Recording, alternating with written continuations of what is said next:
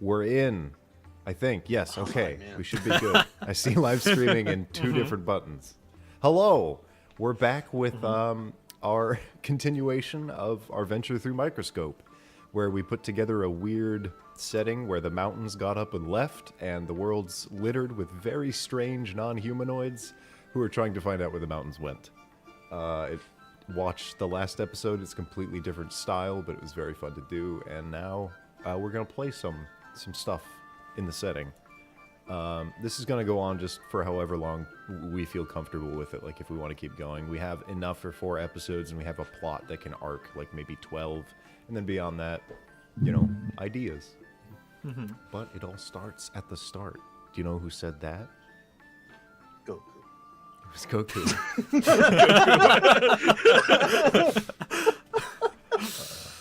All right. So, just as a general introduction, which is kind of what we concluded last week, is we are starting everything with the recent discovery of the first mountain, who is this giant stone golem with 5 arms that's pointing in a bunch of different directions. Oof, excuse me. So all these different societies have decided, okay, we need to find the mountains because we rely on them. So a lot of the small isolated settlements have gathered up people called the Wanderers, and they are kind of the first people who are leaving settlements, going around the world and adventuring, trying to find mountains and maybe kick one's ass. Oh, hell yeah. Nice. Let's just kind of, introducing the cast. Going down the same line as we did last time, because we all joined at the same time. Tabby, who the heck are you? Oh dear.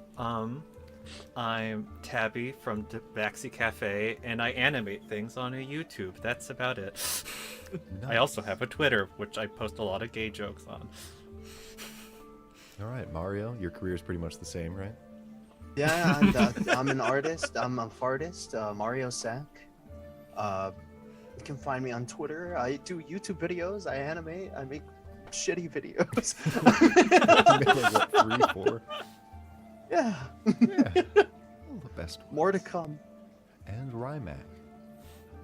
I'm also an artist. I'm on Twitter, YouTube, Bandland, TikTok, all over the internet. And I'm a music producer as well. And I also stream D&D. I'm a lot like everybody else around me. Hell yeah. And my name's Logan, and I'm retired and a little anxious. All right. Tired in your 20s, the dream. Okay. So, to kind of set the stage, you guys are wandering over a vast distance, each of you traveling very different lengths of time and treks of Earth to get to this place. So I'll just go ahead and zoom the lens right on Mario's character.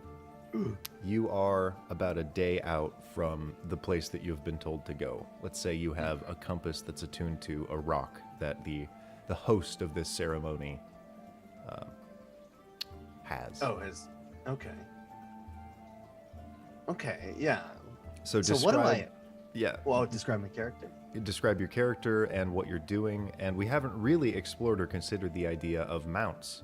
So if you're writing something to get here, I'll let you make it up and describe it right now. Okay.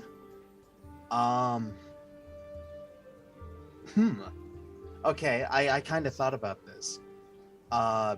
So my character's name is Bareth Shortusk. He is a hobgoblin. He's got a funny little helmet on his head. It's got little studs, little slits for the visor.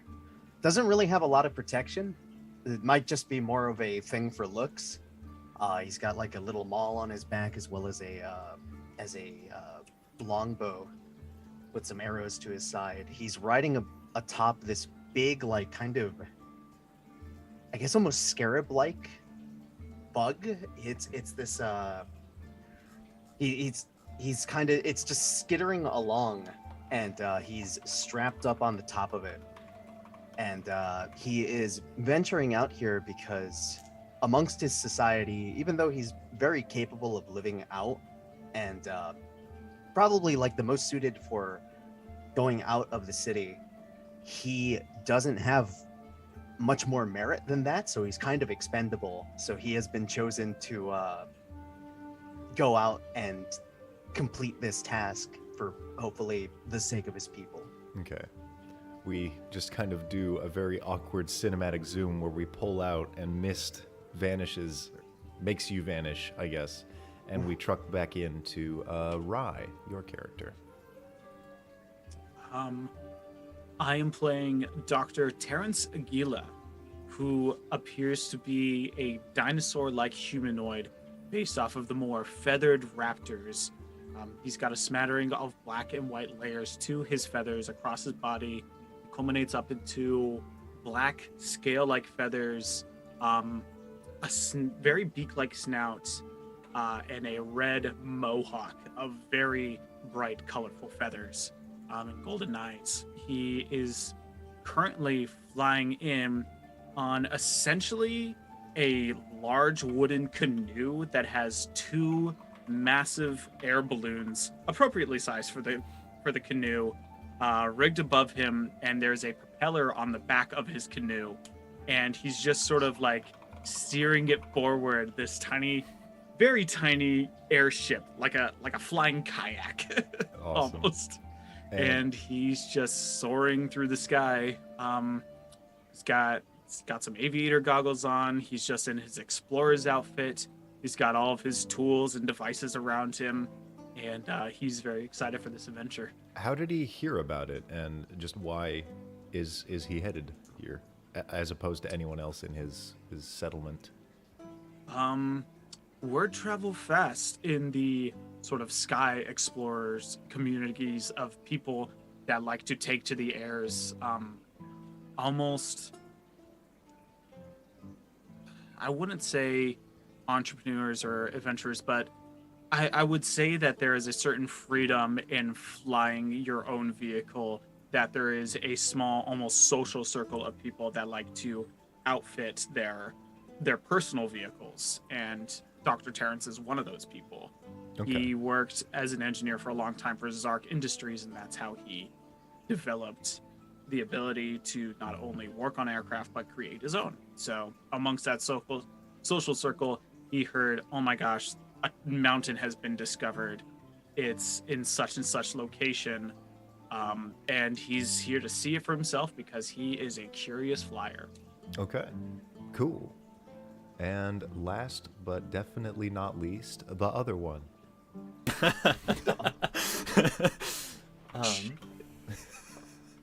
Kind of as the camera zooms in on another one of those like sand beetles, but a cart trailing behind it, just on two wheels, kind of wide-brimmed wheels to help travel on the sand. There is a little mouse man on the front of this cart in like a little purple vest, but on the inside of the cart is this rabbit who has like a backpack like thrown across in front of her with just like a bunch of trinkets, and she's wearing these big heavy like welding goggles as she's working on her current contraption. And she's this kind of brown bunny with a like oversized like sun hat next to her, and just all these like bright pink clothes, and just has very big, almost dorky bucktooth smile. Okay. And then she's just occasionally will look out the window like to just sandstorm in the face as she's just checking to see how far away she is. How did she hear about this event? I should probably also mention her name. Her name is Eleanor. No surname.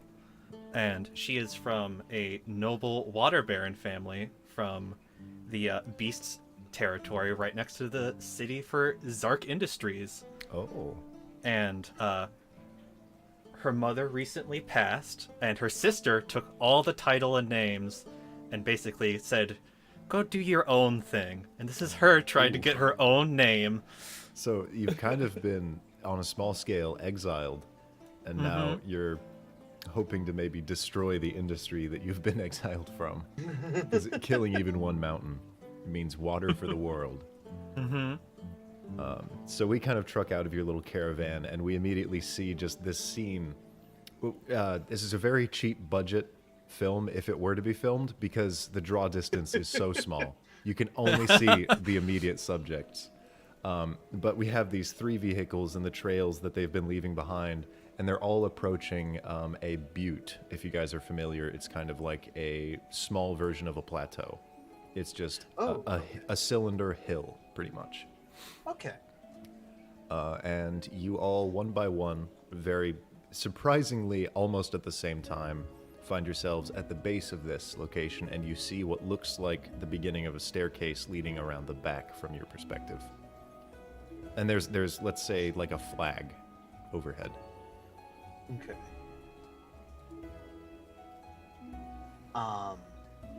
And I guess it would be Okay. important. The reason that you are convening here, obviously, some of you have these compasses, but you can actually see looming in the distance through the haze of the light around the world. There is a massive, impossibly massive figure standing, blocking out what would be the sun. big eyes looming over us. I'm gonna Yeah, can we just do this Make for out each. any details? I'm gonna do this for each scene, and I'll let the audience participate as well if they want to.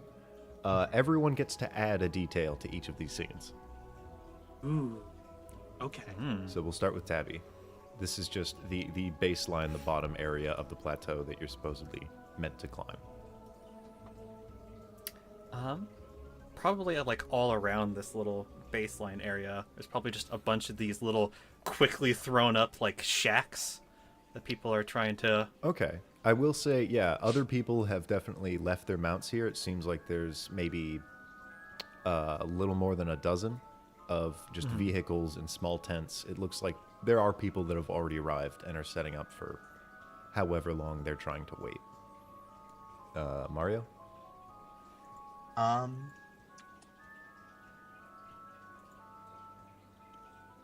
I feel like the eyes are all like from this giant thing. They're all looking at us directly. Like it has taken notice of us, but it is Okay. not acting. It is just you can feel these these multitude of eyes just looking down. Yeah, at directly on first us. it's sort of that anxious feeling of I feel like prey. I feel like a predator is somewhere. And then as you approach it, because this thing's eyes glow through the mist, it is almost acting as a sun, where each of these glowing eyes very clearly have irises and pupils, and they are just pointed at you, at least on this Has a- side of its face. has a bit of a lighthouse effect where you can kind of see a little Yeah, bit like of a a ray. beacon. Kind Yeah, of you like- can see the yeah, god they're- rays through the mist. Yeah. Oh God. That's nightmarish. And Rye. I will say, coming to this location with a shack shed set up, and the presence overwhelming of the mountain looking at us, there is also the odd sensation and somewhat unfamiliar sensation of a almost misty breeze wafting somewhat heavily from the direction of the mountain, as you can see, though it is very faint, small streams cascading from the legs of this mountain Okay. and various other ports where this viscous liquid is pouring out. I This like that. water that we've all come to know. Yeah, so let's say And it that. is the smell of petrichor Oh, fills our nostrils. petrichor is death, isn't it? Petrichor is damp earth. Oh, okay. So Damper. Oh, okay. smells like Ireland. It smells like rain. Yeah. I will say then, yeah, that the term mist refers to any floating particles in the air. We talked about this a bit off screen, but we did kind of end up deciding that since the area has a lot of arid environments, we are mixing these. We basically fucked up the atmosphere, where density is very weird, and there are creatures that are like lighter than air naturally, so they get pulled up through these different layers of the atmosphere.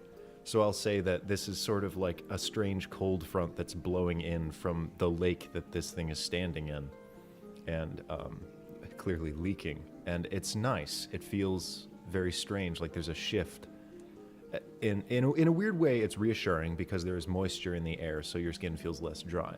But at the same time, it's colder. It feels like death. So yeah, one by one, you kind of just casually approach the base of this, where there is a stairway leading around this area. Let's say the whole thing. What's like the floor footage of like a mansion? Let's say, not like square footage, but just like floor distance, like 120 feet or something. Is that small? That sounds about right. That's decent. Let's go with That's just a like big house. yeah. This butte is just like 200 feet in diameter, Okay. so pretty small. Mhm. You are now Okay. characters in the scene. I'm now the character in the scene. Well, first of all, I'm gonna dismount and take a gander at everybody that's around me. Okay. 1 second, loading music here. So, in addition to the 2 people that arrived around the same time as you, you see what looks like maybe 10 total tents around the area. And to your surprise, you do actually see a gob floating around a very small makeshift tent. It's sort of like a teepee, and he is like holding his hands forward, grunting as this piece of wood floats through the air and clacks on. It looks like he arrived here maybe today or yesterday.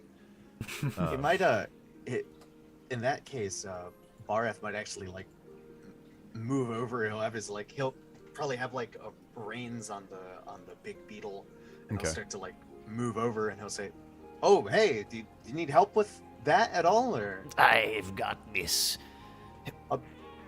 okay?" And then it drops like right into place. He wipes like huge beads of sweat from his face and like laps them up. I gotta conserve that moisture. Seems like the last of you are arriving. You get here recently, or I got here yesterday. Seems like Yesterday. some of these other people have arrived maybe within the past month. Surprising to me. he's gonna kind of like he's gonna kind of give like he's gonna get a little closer, and he's going to point towards the professor over there, and he's going to be like, "You see much of these lizards around here? Or There's too many of them here. too many? It's like a All third right. of the people here. A third. I'd spit in their direction if it wasn't a waste. Huh. All right. And And, as you're looking around, you do see like there's another, just like 2 or 3 hobgoblins. The majority of being beast folk. Let's say like 5 of them. Then a couple Yeah, yeah. more are Saurians. Sorry, it's okay. And yeah, you know what? He'll kind of reach a tiny little like crippled hand out and be like, Yeah, I am okay. Tum Tum. Bareth, he'll give like he'll be careful, like he'll kind of reach out, and it looks like he's about to give like an enthusiastic shake, Mhm. and then he like double thinks it, and he gives like a little bit of a shake and a slight nod towards him. Okay. He turns around and starts grunting aggressively again as another log appears.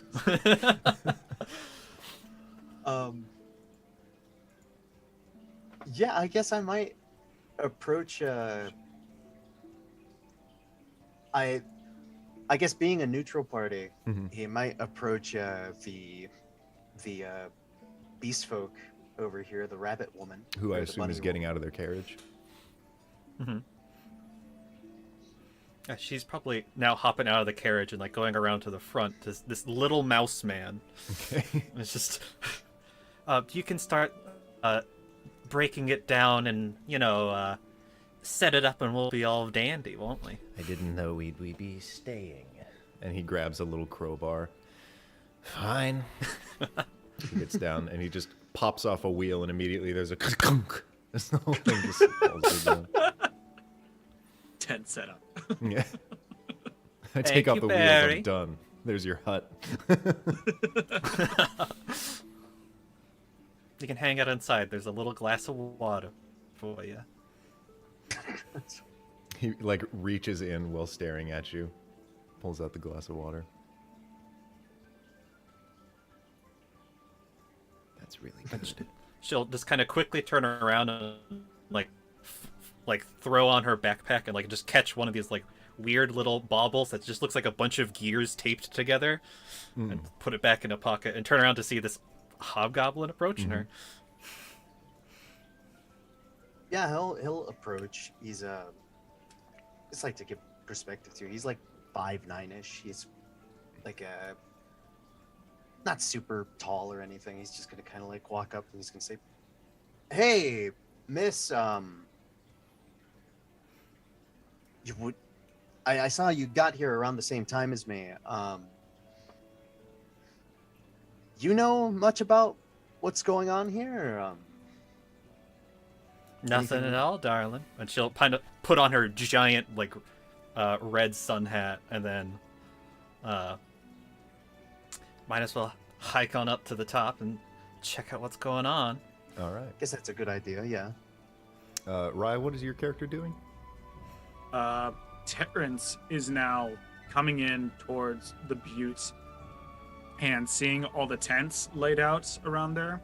Are there any other personalized skyships around? Yes, you do see one. It is kind of like forgetting what of the just a balloon. What are those things called? Just the little basket balloons. Just an air balloon. Oh, hot air balloon. Literally, hot air balloon. Thank you. Yeah. Hot air balloon. Yeah, you see one of those deflated next to another avian saurian like yourself. Okay. And interestingly enough, I will actually say, let me get everyone's characters' names here real quick. Oh yeah, yeah. Tanya's, what was yours? Eleanor. Okay, and Put it then in the Mayro. chat. Bareth. Yeah, the name threw me off there for a second. And then Rye. Yeah. Terrence. Terrence. Okay. Eleanor, you do actually recognize this other saurian, the one with the balloon. And he is a well-known photographer from where you're hailing from. And Terrence, are you approaching him, just observing his artifact? Oh no. Seeing that there is another Saurian here with a flight vehicle. Terrence will park a good 20 feet off to the side in a different parking space, essentially. And Terrence will begin the process of reaching over, cranking this massive rusty wheel that sort of makes these three-pronged flayed parts of the undertow of the boat like spring out to become landing gear, and it will slowly start deflating as he slowly starts sinking to the ground, resting on the boat. The boat resting on the ground. You hear a loud click as you begin to descend, and you see that this saurian, it has a really kind of strangely shaped, in our era outdated, a big camera, and he takes a picture of your very unique vessel. Oh. I quickly try to look super professional. Okay. But realize the picture's already been taken, so I go back to landing. Just takes a bow and goes back to his business. The other I'll two, Oh, go ahead. yeah, they, you guys just kind of go around this carved-in stone ladder into this terrace, and it ends abruptly. Right as you're wrapping around, about halfway, there is just a rope that goes all the way up.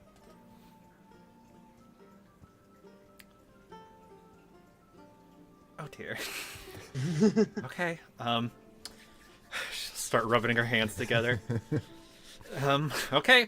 And like hop on and then just slides slowly to the ground. You lose like 10 feet going down. You have to run back around. And as you're running around, you see a saurian also approach this butte. Oh shoot, we got a roll, Oh boy. I think. Whether it was intentional or not, I'm rolling for you. Thank you again, Glorious Reasons, for supporting Mario. Oh, thank you, Reasons. And the rest of us. A relationship is tested. All right, well, we are approaching that rapidly, I think. Oh boy. As Mario, your hobgoblin character, did not see the saurian land. You are I see. around the edge, kind of, I assume, at this point, trying to get up the rope yourself, but we will cut to the other two scene first.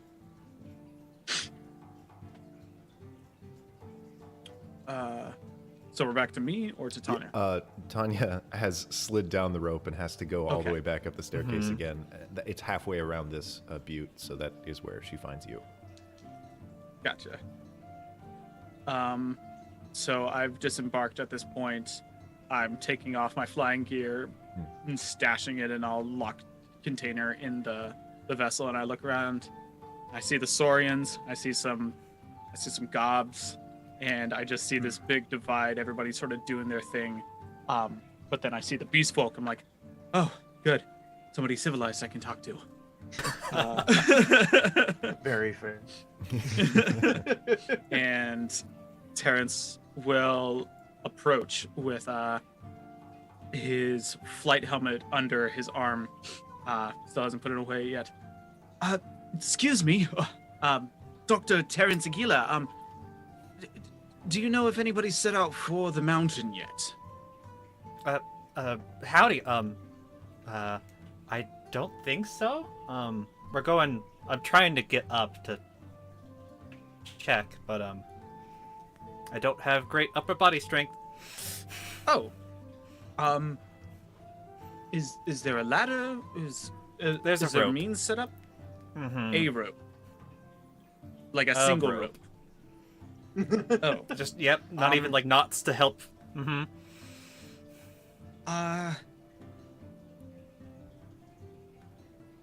I don't mean this in a sizist way or anything. Totally respectfully. Would you like a lift? I would actually. Okay. I'm not very. I appreciate it. Thank you. She is 4'5", by the way. She is very small. Okay.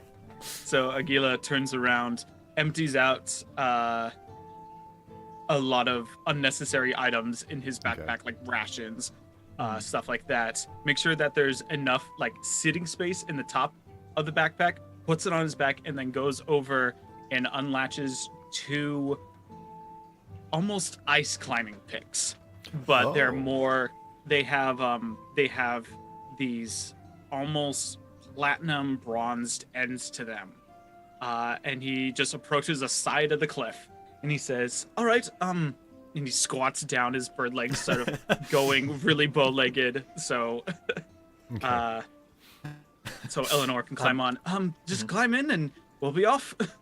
All right. My name's Eleanor, and she'll hop on your back, and her backpack is really heavy. So you're wearing two backpacks. Right myself forward. So yeah, you go around the back and you start at the base of this butte, and you see a hobgoblin who's already halfway up the rope. And you see that like 10 feet up, which would have helped a decent amount. There's just that ladder that just stops at a drop. But you start. Let's go ahead and test your strength with our first D&D roll in this game. Yay. Oh so an my. athletics check. Yeah. First roll. All right. And Mario will have you do one too. Oh, Or hell yeah. Bareth. I got an 11. Okay. Yeah, Barrett. I do have a strong build ability, though, that makes me count as a large creature when counting my carrying capacity, though. Yeah. Okay. If that helps at all. It just Is this an athletics check? yes. That is a total of 22. Okay. Like a military god, you look up and you see this guy just perfectly, like, yeah, just bringing himself up like a fucking snake. Not even using his legs, just all upper Just body. swinging back. Yeah, he's stepping up the side. He's fucking. He's using you guys as an anchor for the bottom of the rope. And that does cause a bit of struggle. So he's basically just there kind of looking around at the scene as you, out of breath, pull yourself over the ledge and roll onto your back, just winded. And all of you see what looks like a slightly more put together version of all the huts and the cabins below.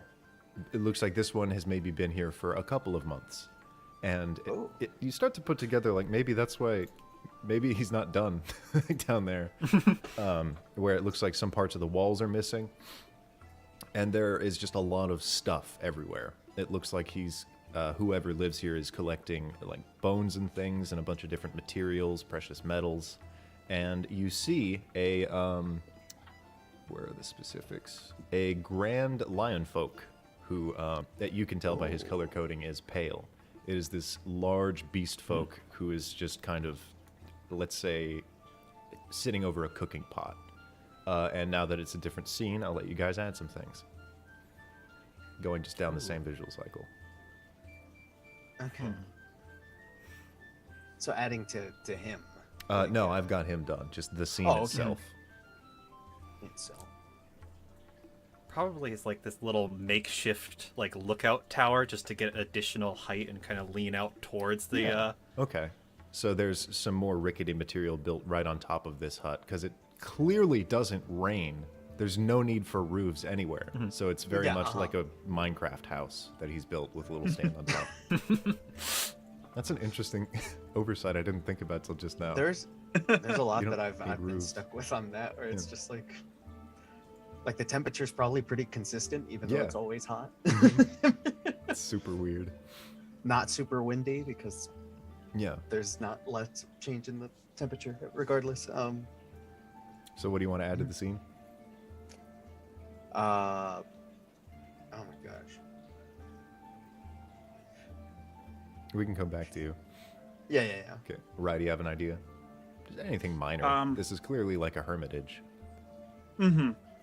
I will say, along with this grand lion who is cooking up some soup over this massive kettle fire, he has with him what appears to be some sort of oversized avian creature that sits on his shoulder, somewhere between a parrot and a bird.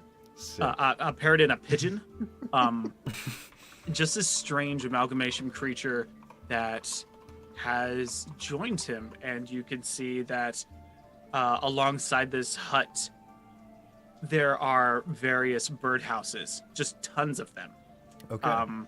It seems to be, and there's like there appears to be like wood shavings on the ground next to one particular chair. Seems to be a hobbyist, and you can see tiny little finches and other various birds traveling in and out I would of the say- birdhouses. Yeah, he's also a very avid whittler, so there's like a lot of wooden statues around. Maybe that's why he hasn't finished the actual hermitage. Yeah. Taking his house apart. Mario? There are a lot of kind of half-finished little whittle statues of the giant itself, Okay. where it's Ooh. like ones where it's kind of getting there, each one getting a little bit better. Okay, I like that. Mhm. So as you all slowly bring yourselves up, he'll stand and turn and like move the pot off the fire. So you're new ones. Welcome then to the what are we calling this? The ceremony of the wanderer. I am the wanderer. I'm pretty much gonna just be directing all of you to go wherever the fuck you want, but first, you know, we have to lay down some ground rules. We need this to be a genuine legacy with people who actually get things done. I don't want to be the guy that sends a bunch of kids into death traps. So if you are interested, all these people out there, they've been waiting until the end of today. Everyone who's gotten here now, I'll be testing tomorrow, and then if you do well enough, I'll send you on your own. Kind of test. Well, let's say you were to set out today. Do you know what the day has to provide for you right now? Do you mean environmentally? No, I mean in a general adventuring sense. The answer is no. You can't tell the future, so I can't tell you the future, so I'm not going to tell you now. You're going to find out tomorrow. Very smart. That's the end. I was trying to be clever, all like oracle-y there, but, you know, you're the first bunch of rubes here. Can I ask you a question? Should this be like an annual thing? Because I don't want like a bunch of people just going out there dying all the time. Do I just trust just you people? You think that's not Maybe something we I should see how ask? this one goes and Mm-hmm.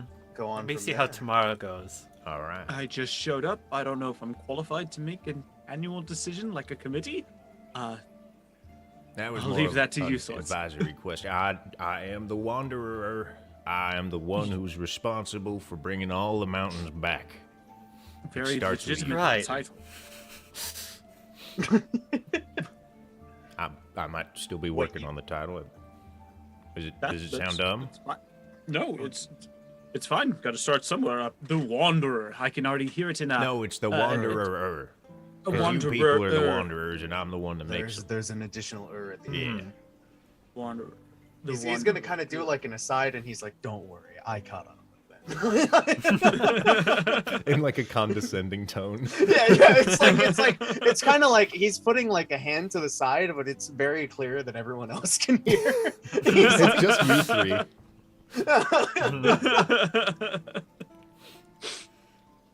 All right. Well, I hope you brought rations. I'm not giving you anything. No, of course. Do you believe yourselves prepared? He's gonna like stand up straight, and he's gonna like give like a like affirmative nod. Just All right. He'll look to the other two of you. 2 thumbs up and a smile. You bird This is my person? last adventurer. I hope it to be a good one.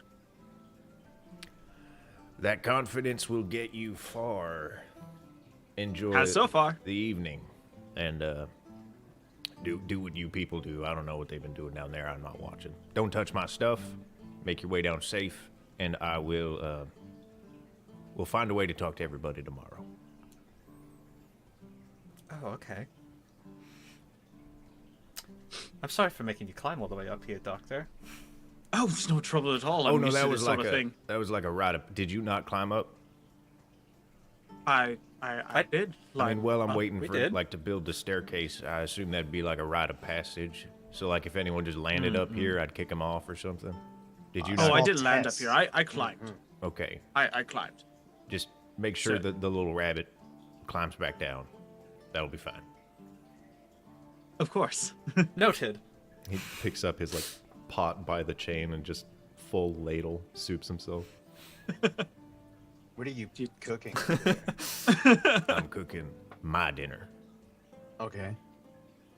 That was one No, of my. I'm not like Invitations are interjecting. off. I was just curious. What like did you get stuff from around here? Or is there? Yeah, actually, that's too much information. Oh, You'll okay. learn tomorrow. Yeah. All right. All right. Certainly, Hi. Sir Wanderer. The title sticks. Stranger looking over to the gob. And then turns He's- to he's- Eleanor. Do you need assistance getting back down? I can I mean, hear you. according to, You don't want to send the little lady I'll be home. fine, and I'll just rummage into my backpack, and it's like this little like spider almost that has like a bubble on the back, and I made this, and she'll just kind of attach it to her shoulder and just hop down and cast Featherfall on herself Okay. because it just like inflates into like a little balloon. Oh, It just that's makes it awesome. slowly float down. Yeah, you guys see this. So, Uh, yeah, that is technology, clearly, that she's using. Everyone here sucks. As she's floating down, she just goes, "I invite you to dinner." I'm gonna. He like He's kind gonna- of like he's looks gonna look over at and that. side eyes. He looks at that and he's gonna think, I don't need technology to do that. And he's going to how high was this? How high was this climb? Let's say close to like 3 stories. 3 stories. So a dangerous distance. Like you will definitely break a bone if you fall. okay. Just rage. Yeah. It's kind of he accidentally got lucky with this because like if people do fall, they're not just gonna die immediately. No, they're but they gonna get won't be fucked able up. to adventure. So Yes. win-win. He's gonna grab the rope, and a bit recklessly, he's going to attempt to just kind of like quickly Okay. hop and slide down. Acrobatics. Like he's going to yeah. Say beat a 13. 13. That is. What is my acrobatics? The nukes are coming down. That is a 14. Oh, sick. All right. Yeah. It's a little rocky. Like you definitely lose your Okay. foot. It doesn't look cool, but you succeed. It's not as Yeah. cool, but it's like he's very brute forcing it. He's like. Just trying to make a point to get down faster. He's a little tired at the end. He's sweating a bit. He's like, "Honey, technology. I'm." Make my own magic. Terrence seeing sees Tum Oh, yeah, Tum you in the can glide. distance. He just fucking like.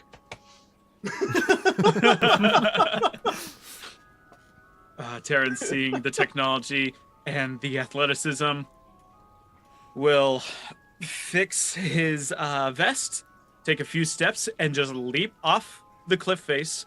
Wait till about 10 feet Ooh. 10 feet off the ground, and then just flare out his arms, and his tail will fan out like a massive fan. Okay. As he just like comes to a very slow descent that kicks up a little bit of dust beneath him on the ground, and then he lands gracefully, fixes his vest again, and goes back to his vessel. Like an airbender landing. That reminds me of Mhm. that video of the crow that looks like it commits suicide because it just hops and dives. Yeah. Opens its wings at the last second. Yeah. Cool.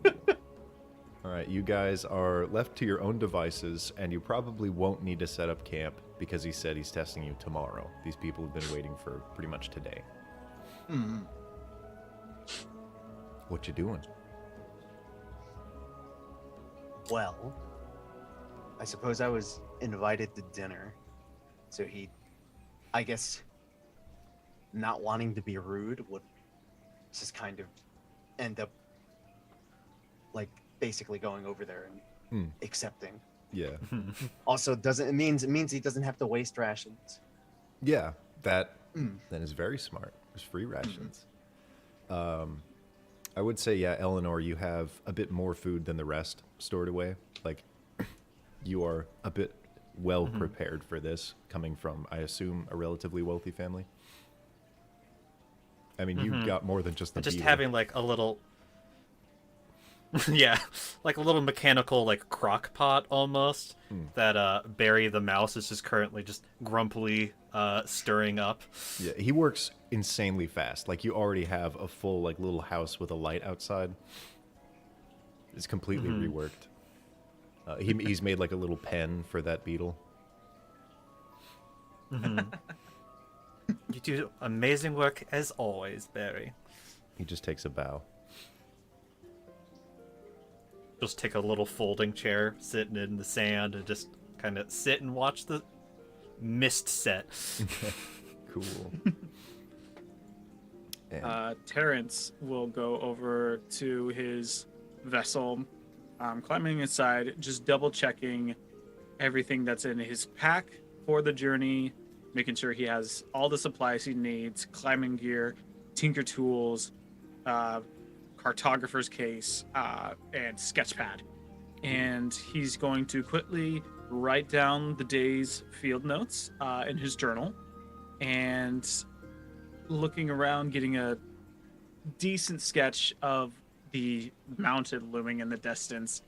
He's going to recall Ednor's offer for dinner, think about the situation, and just decide he needs to get over any fear of interacting with goblins for the time being. He doesn't despise them like the many of the elders in his community, due to the old war differences, but he is afraid of possible conflict. He's not one to interject himself into dangerous scenarios if he can help it.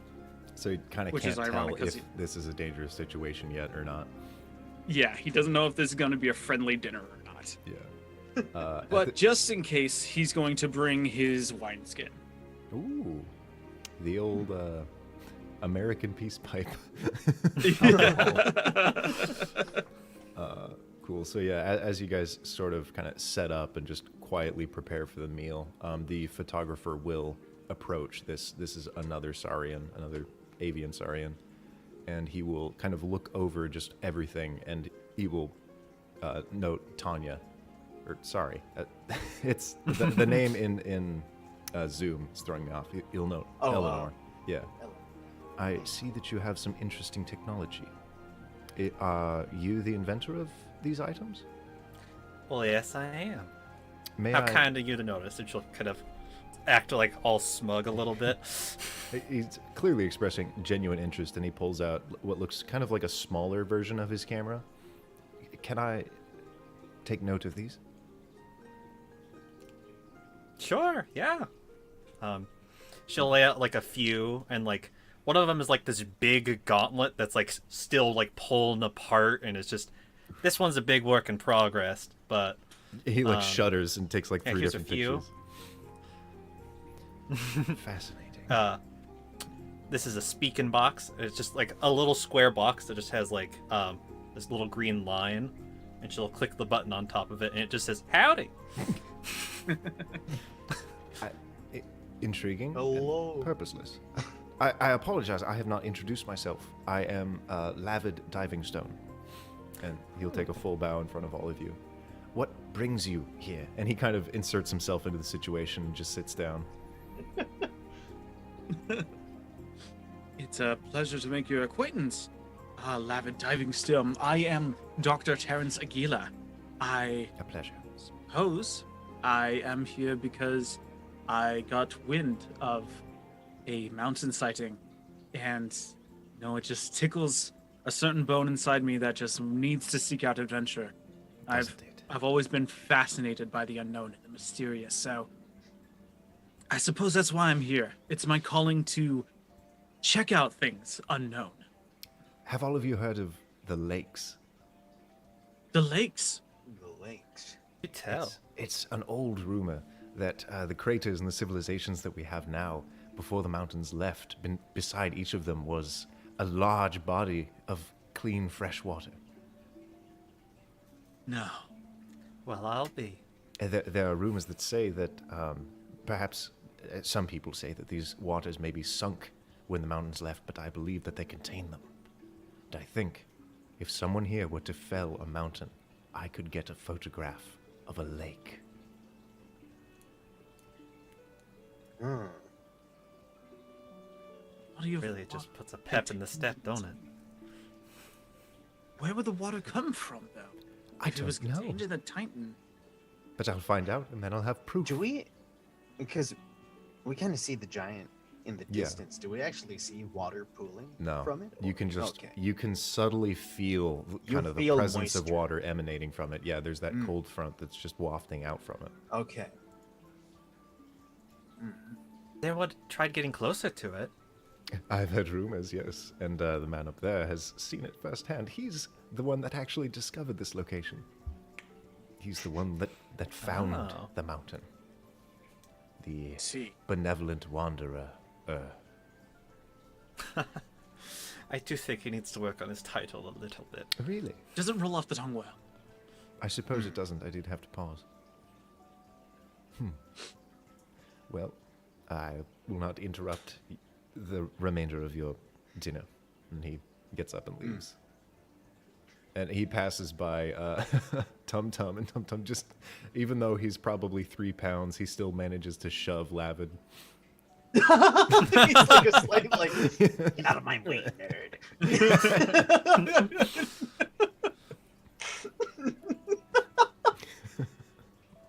I love Tum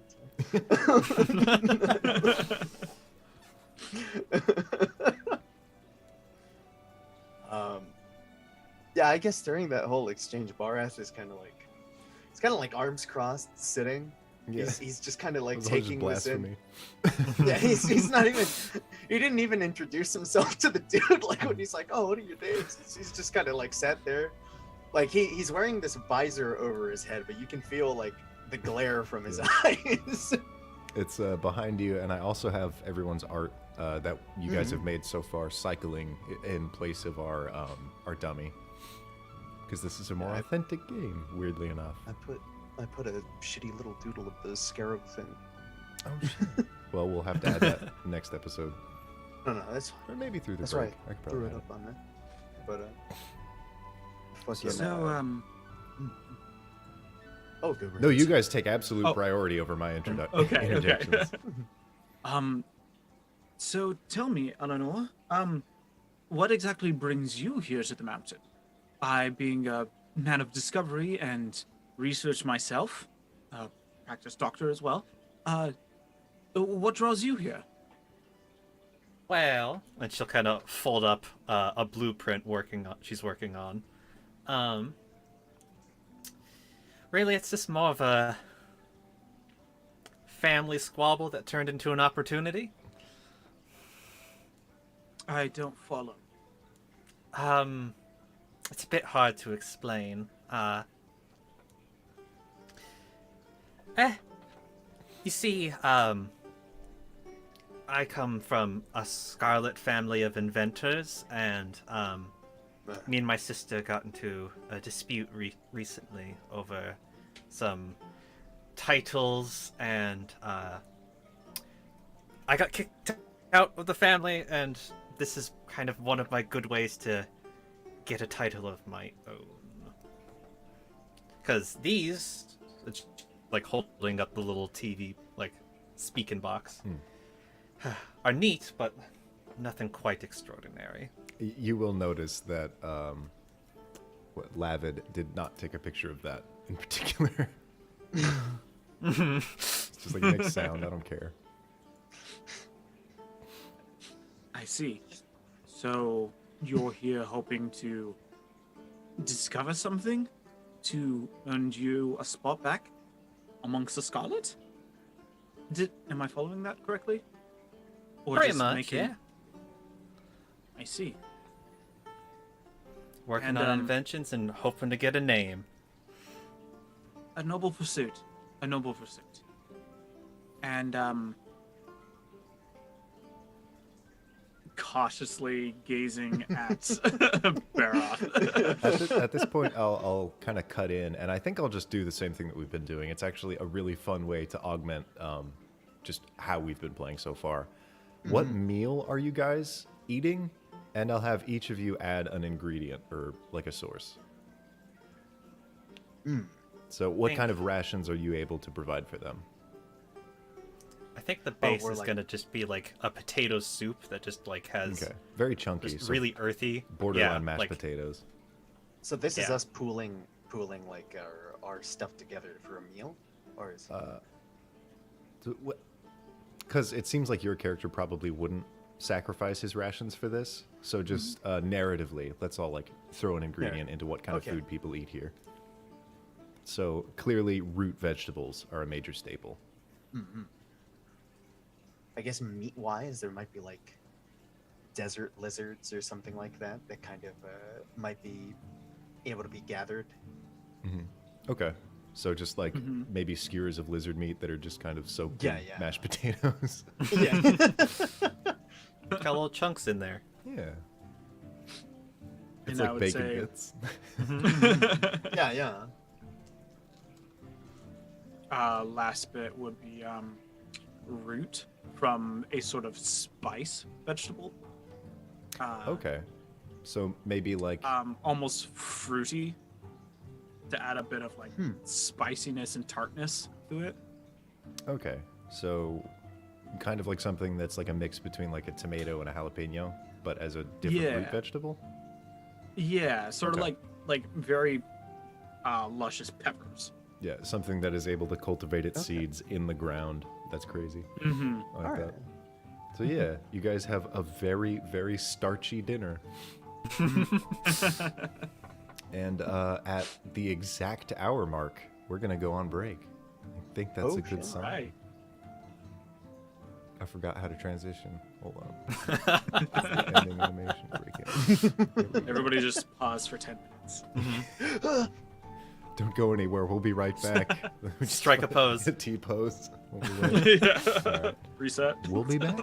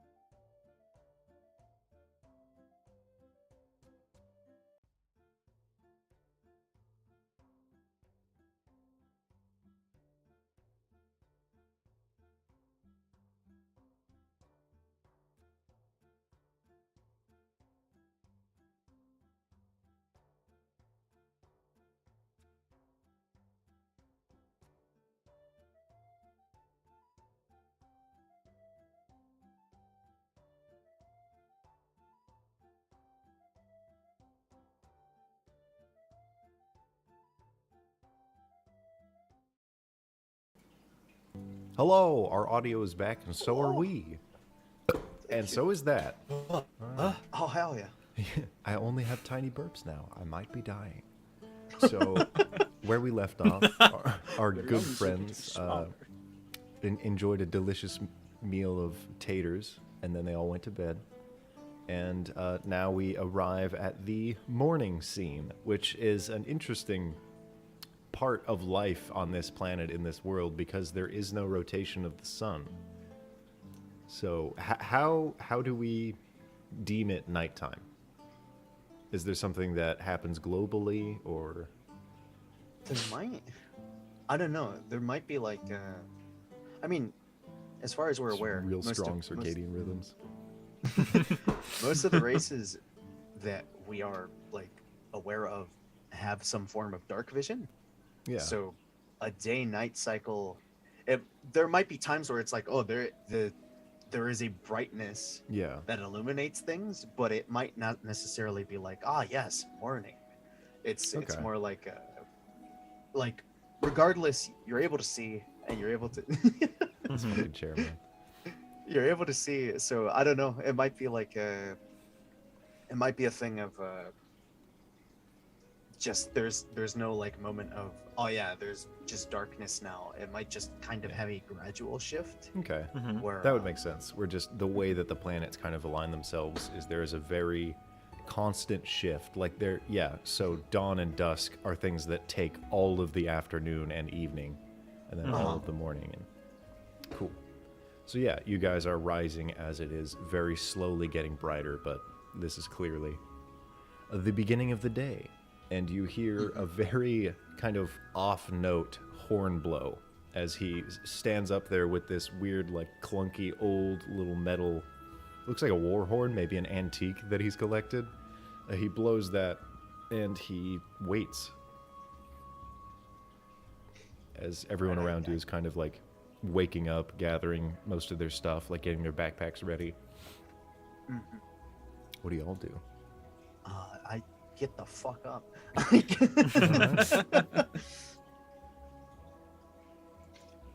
Yeah, okay, so let's just say that he will make his way down and everyone convenes around him.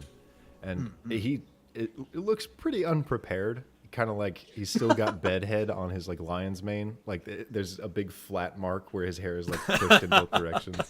Kind of like stroking it a little bit, like as he's coming down. He's just kind of trying to even it out. He can feel that it's fucked up, but he's like, "That's Yeah, he's like still messing with it. The bird's like picking at it. there's a bird caught in it." All right. Good morning.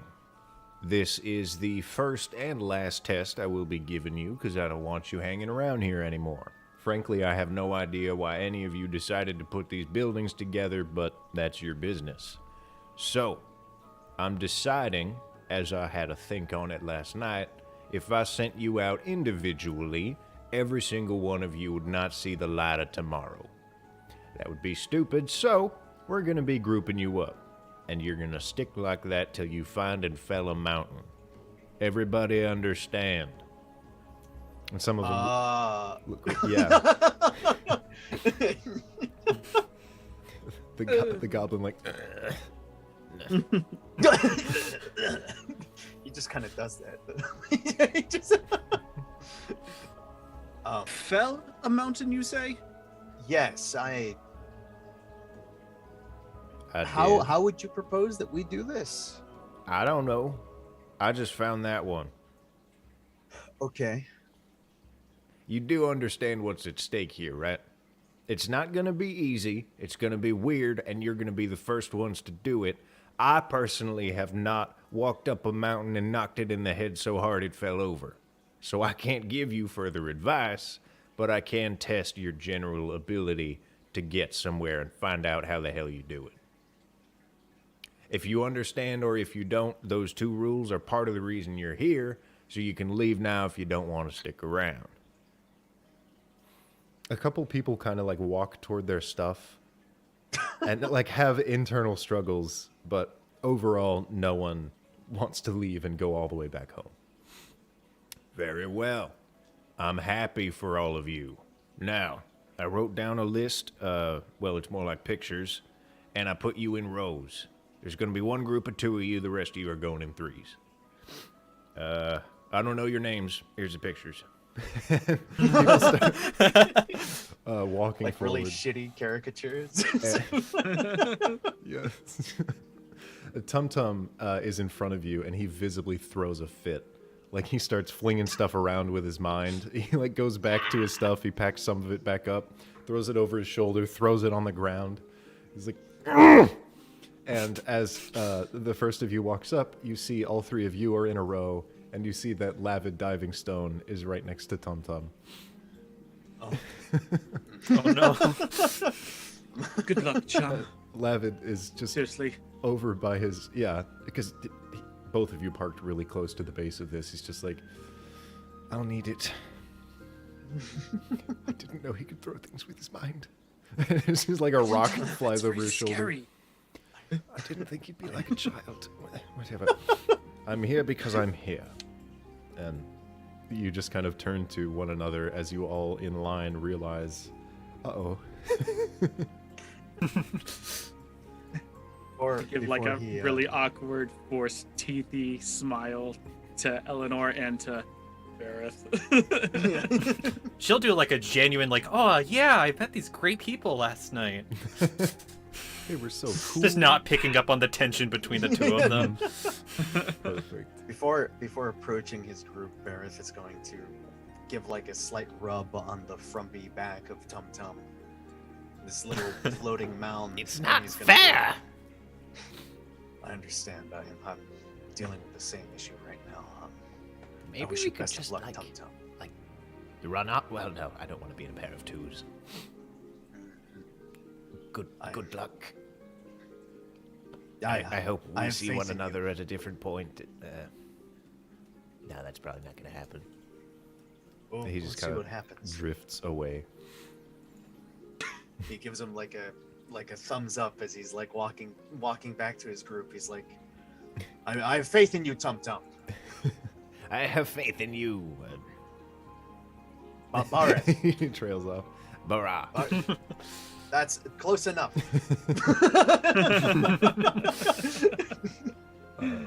And as He's everyone one of the kind of bravest men I've ever met. slowly positions themselves around their groups. Okay, this is going to be pretty simple for the lot of you, but it's going to be the beginning of what you're going to do for quite a while. I need each of you to look up at the mountain. Now, in about an hour, the fog is going to clear for a few seconds. I need you to make a note of where that arm is pointing. Each of you, I will give you a random direction. He takes out another piece of paper and starts like writing just random. There. Wait. Just pick your arm, I guess. That didn't work. I'm figuring this out as I go. Right. So you're gonna... Each of you groups head in the direction that your chosen arm is pointing and fight whatever the hell you find and come back here with his corpse. If you I can don't know, do we that, you'll survive out there. You're saying bring the corpse of the giant, like the mountain? I'm asking you to go hunting today and come back Okay. here. This little festival title that I'm putting together, for today it'll just be a feast. Tomorrow Okay. you leave, and you don't come back. All right. No further point in waiting around. Yeah. Except there is actually, we gotta wait for the fog. Okay. Right. I What? blew that horn a little early. A bit. That's fine. Better to plan and prepare than to jump right in. What gives you the inclination that there's something to be hunted? In the direction of the arms? Have you done this before? I'm a hunter by trade. If you didn't notice, there's a lot of bones and a lot of rags up, well, whatever I'm putting together up there. Right. There's a lot So- out there. I see. I mean, you came in on the sky. How did you even know where you were going? Didn't see anything walking around below you? I mean, I That's a was good up pretty high, so I could avoid most of the Most of the... loud layers. 'Cause, Well, that's no- stupid. I mean, There's things walking around there.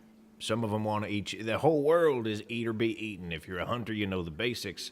So if I'm sending you out into it, you got to know the basics. You got to master them. And maybe I should set up like an academy here. I'm a researcher and archaeologist by trade. Know nothing about hunting. I'll just be honest. Well, Listen, you're I a understand wanderer now, which means you got to be a little bit of both.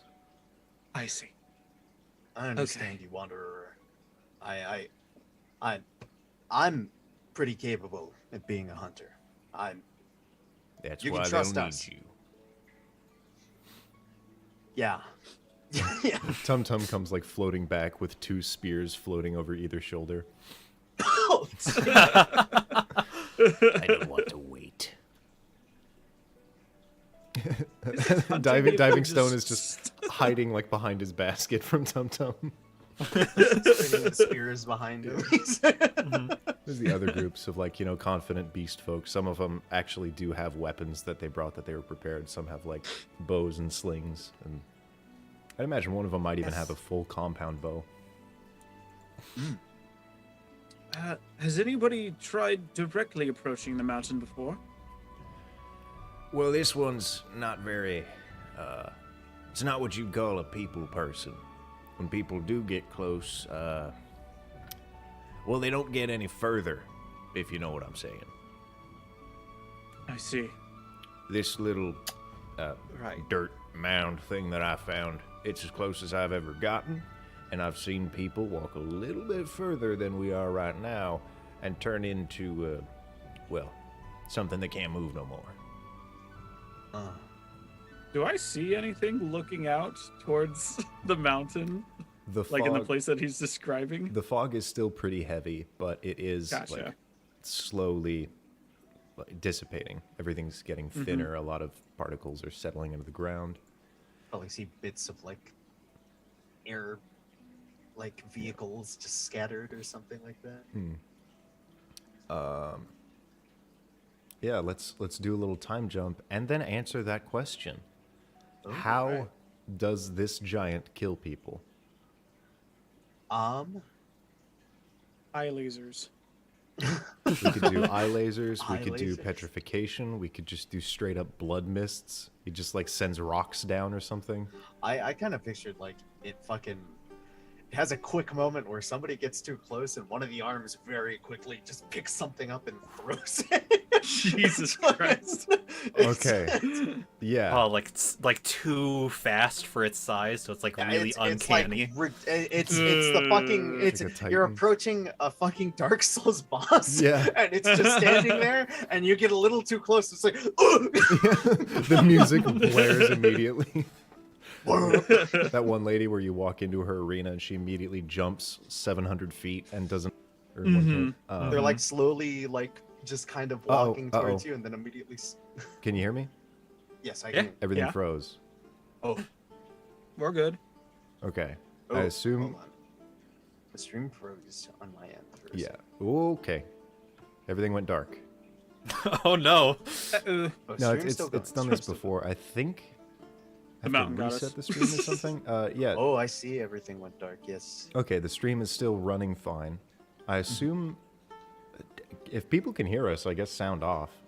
If our visuals are back. Uh-oh. I love hearing just repeated uh-ohs. Yeah, we're all squished up in OBS, so I'm going to... Oh, no, it looks like we're back. Oh, okay. We're back. We're I'll back. just take a screenshot for the meme. later. Hey, Nice. What were we saying? Oh, yes. how does it kill Mountain. us? Enough. Mountain throw things. Yeah, I'm going to trust that we're There's probably fine. just like a Yeah. bunch of giant stones with like you can see carts and like And maybe it's like- even a few arms underneath. Yeah, I Maybe was going to say maybe, exactly like, that pretty much. indentations in the dirt, like kind of Yeah, there's just around this craters. radius. Yeah, it's like big bits of like stone. It might have even like, since it has like that kind of Shadow of the Colossus ruiny kind of thing on it, might even like break little bits off of itself, and it just kind of chucks Because things. it is bleeding. Yeah. So yeah, we'll go with the fog finally fully clears, and all of you can see clearly for just a few brief moments. All these arms are pointing in vast distances. Like, these arms are huge. They're like skyscrapers pointing out of an even bigger skyscraper. And yeah, below you, basically just kind of in a clear trail, you do see just boulders in the ground, very clearly thrown because surrounding them are craters. And a few of them you can see what look like splintered wood or the remnants of worked metal. So it seems like people have maybe tried to bring war machines here. And a lot of what it has thrown rocks at have been very conspicuous. Like, it looks like, oh, all these are big-ass vehicles. And Do we see the water? yeah, at this point you actually would see that lake. And Lavid immediately just like takes like 16 different pictures.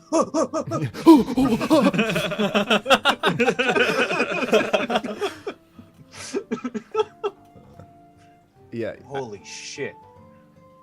Is that water? Now you know why you're out here. I assume Okay. that word travels fast, but details travel a little slow. I need each of you to start pointing before it goes away. And you see Lavid immediately starts pointing in the opposite direction. It looks like he almost wants to walk just by the creature and then pass it. Yeah, other groups pick their members and they start pointing in different directions. Are you guys going to be the last group? I feel like Bareth immediately, he sees the water, he gets the idea of what's going on, and he's kind of doing like this hop, kind of moving away, and he's like, that one, this way, we're going this way. Go. So you want to kind of move Ellen, in the opposite Okay. direction? Yeah, Eleanor just has like an excited, like almost like thumper foot.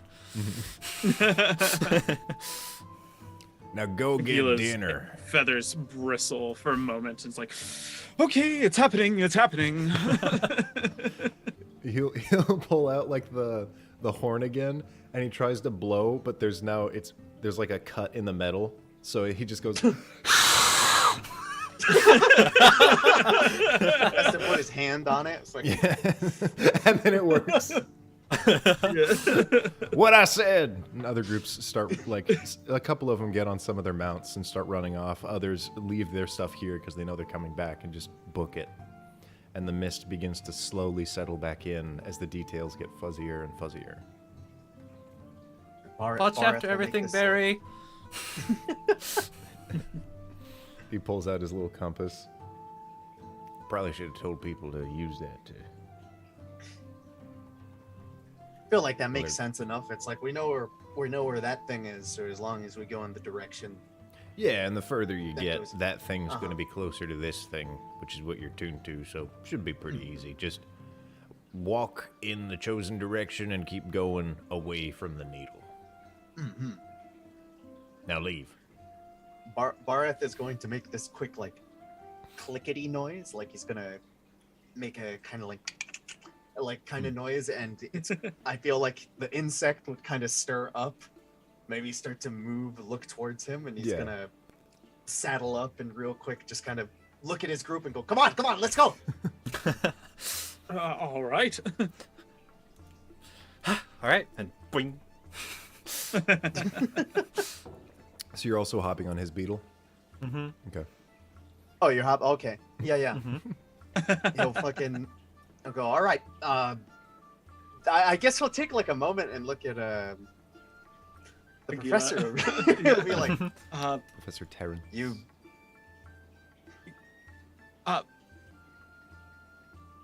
Is it okay if I approach the scarab? Yeah, they don't bite. Just I guess hop on towards the back. We're three sitting, I suppose. Gingerly make my way towards the back, very wary of this large creature. Kind of it has that same kind of shape as if it were to have wings, but it doesn't actually have wings. It's just a big plate, so you could kind of just climb up on board. Awesome. Okay. I do that and settle in behind Eleanor and Vareth in the back. What? Yeah, I'll give like a Nothing is- quick like thump onto the sides of the thing, and it'll start to skitter forward. Awesome. And off you go. Ellen will just go, using- yeah, Yeah. for you.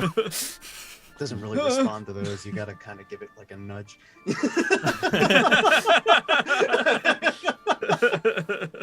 You guys travel for a total of 5 hours. And during the last few numbers of these hours, it is planned to be an all-day hunt, because making dinner. So, as you journey and journey, it feels kind of flat and open and very arid and dusty. And then it starts to get colder again, which is a little concerning, because Oh. giant over there. Yeah. And immediately, or not immediately, but slowly as you're going forward, you do begin to see a bunch of looming figures overhead. Not just single ones. And they do look smaller than the mountain in the distance. But this is something you've never seen before. It looks like giant cold pillars. And we can. So So they're like we... a really good distance away, or like. I mean, the fog distance is like you can only see out about 60 feet. It's kind of like you're walking through the ocean.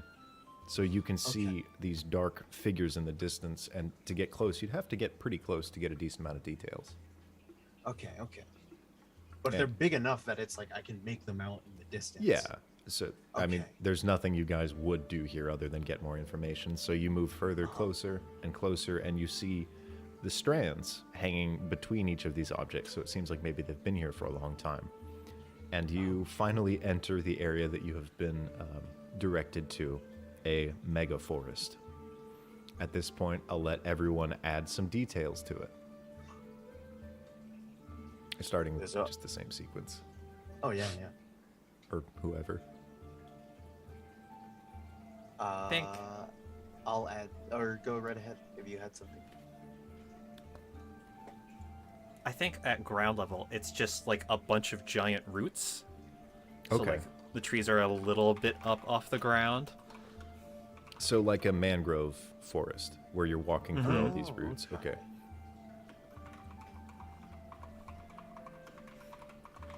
That's cool. So their roots are collecting water from the air, not from the earth. That fundamentally makes sense. So you're walking into like a bunch of giant wooden spiders with pillars on top. Oh my fucking god. There's there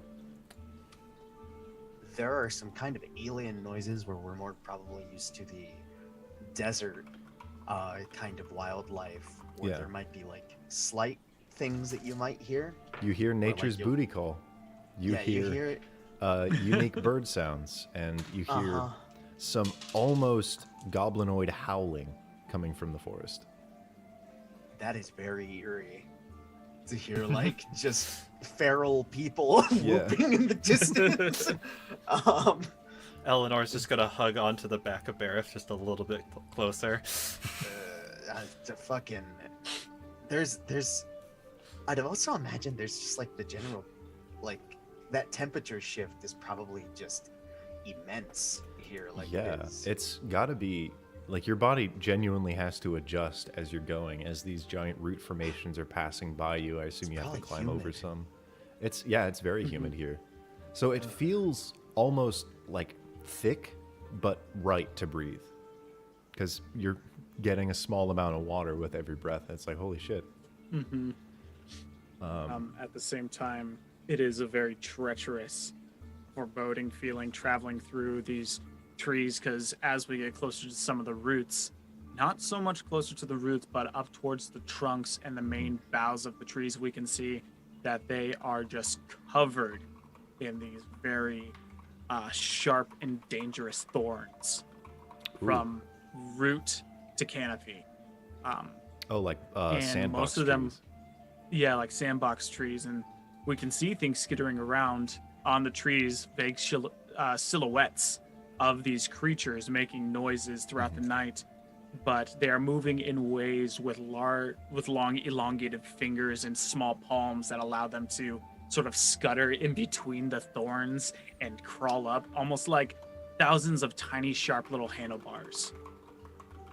There's a lot of creatures that are well adapted to this force, and it is eerie seeing them skitter across seemingly unsurpassable surfaces. There is We are clearly out of our element. there's a surprising amount of small creatures, like what you could consider hunt game. So they're about lizard-sized, but they're covered in fur. And one of them dashes up to you and stands there, and it has a bushy tail that perks up, and it watches all of you. Are any of you familiar with the Tempests? Vaguely.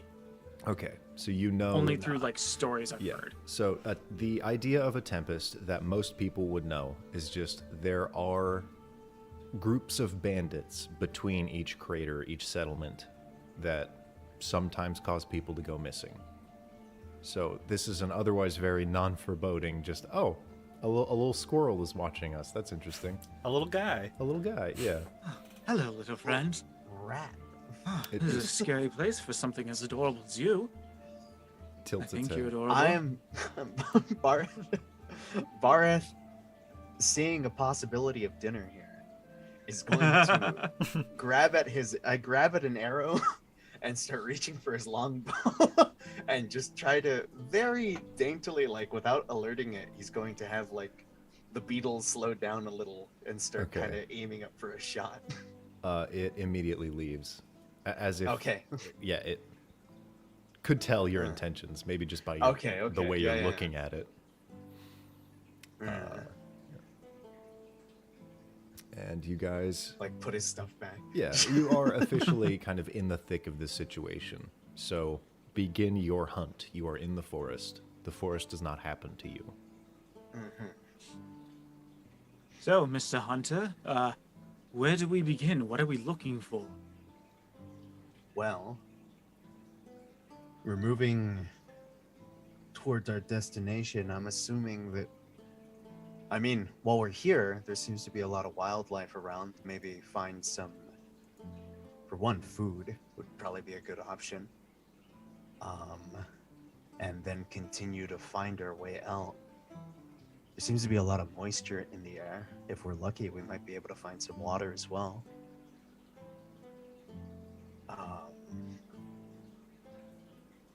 Yeah, that's a plan of operations right now. How So big he's should just- we be looking for? It sounded like he said he wanted us to bring back like a massive creature. Something I nearly as mean, big as your enough- scarab here. It doesn't have to be anything too big, enough to just fill our stomachs, I guess. Yeah, I guess that would be like my first intention is like, let's find some food. Okay. Roll survival, but let me know kind of what you're looking for, like how you're going about searching this strange foreign environment.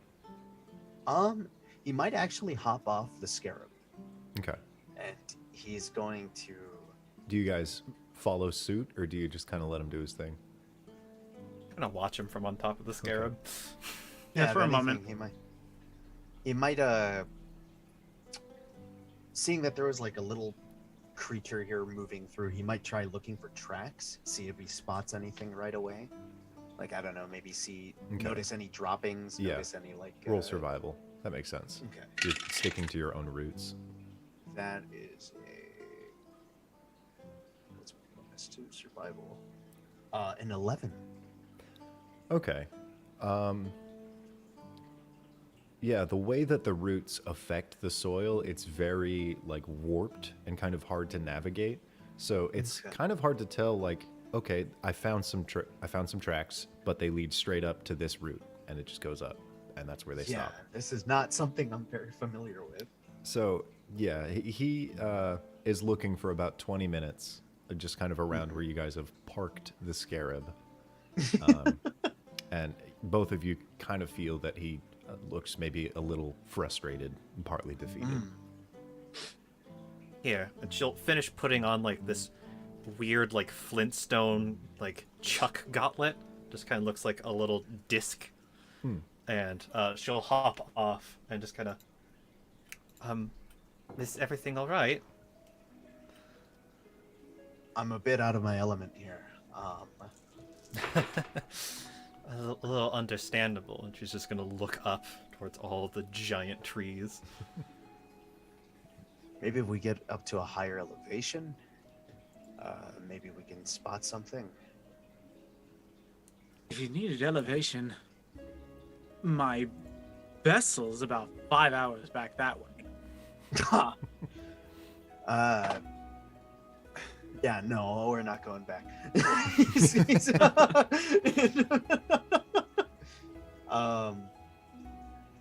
Hmm. Anyone have a rope? I do. Yeah. What do you need it for? Maybe I can put it around some of these large winding things propping out of the ground, start getting up higher, see if I can notice anything. Maybe there's anything in the trees I could fire down on or something like that. I By could all try to means, make you- like. Yeah, let's try your rope idea first. I have a few ideas brewing in the back of my brain, but All right. Sure. And I'll hand Bareth 50 feet of hemp. Okay. All right. I guess what could he use as like an anchor? He might literally just tie it at the end of his maul, and he is Okay. going to try to like basically chuck it over, like try to see if he could like kind of almost like spear throw. Is a maul a two-handed weapon? Is it It like is heavy? two-handed weapon. It's like here. I'll tell you how heavy it is.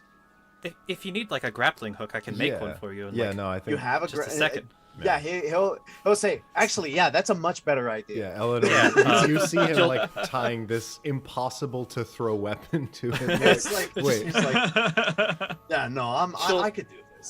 she'll reach into her like backpack and just grab the little talk box and just break it, and just Oh my like pull God. out some of the metal shards and just like almost like a micro welding kit and just. yeah. All right. And you make It's like just this like- clump of metal with like a couple of like welded wires together that form hooks. Yeah, that That'll should be work one good of my enough. magical tinkerings. All right. It can also glow, so it's easier to spot later. I'd say that this is just kind of arduous. It's not really a challenge. What exactly are Hmm. you trying to do? Are you trying to climb up the root systems, get up a trunk or Yeah, something? just basically get up one of these big roots and like get a higher vantage point. Okay. See if he notices anything like maybe along the roots as well from like a different perspective. Yeah. So there's a lot of like crazy thick roots, that, like the Yeah. swamp in Avatar kind of. And then Yeah, there's a okay, lot of yeah. really thin ones too. So you do eventually manage to like get the rope slung up something and you climb up it maybe 15 feet off the ground, so a little over a story. And you're looking down and you do see what looks like a small... you're familiar with rodents. It's just like Yeah. a small fuzzy lizard. It has a black and white pattern running down its back, and it looks very muscular and tough. It has a small tail, and it looks kind of like it's digging next to a root, kind of trying to forage for maybe fungus or something next to it. It's a little fucking badger. It's a badger. Either that or that skunk is a hunk. Yeah. I was about to say that's either a skunk or a badger, but like the moment you said small Yeah. tail, Mhm. yeah, he's gonna basically draw. He doesn't know what the fuck this thing is, but he hopes it's edible. Okay. He's gonna draw back and take a shot With towards what? this thing. He has a longbow with him. Oh fuck. Okay. Yeah. Why not? Roll an attack, and Yeah. I guess we'll enter combat.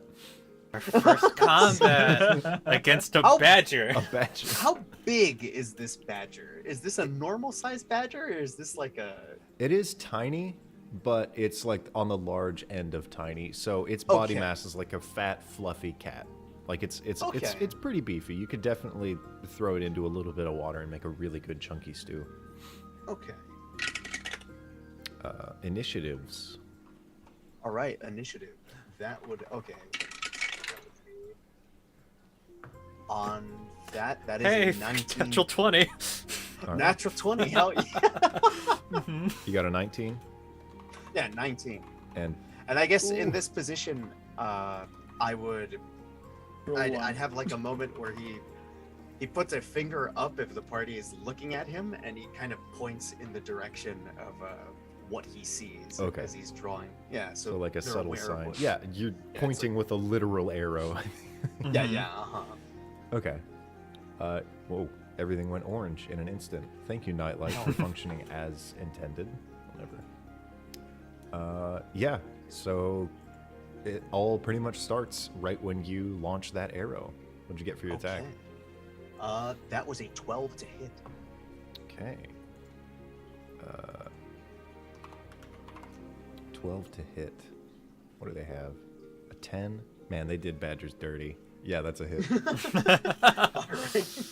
I felt like Badger. I was honestly thinking it would make sense if this missed. I mean, to be fair, both badgers and cats can kill a commoner, which is accurate.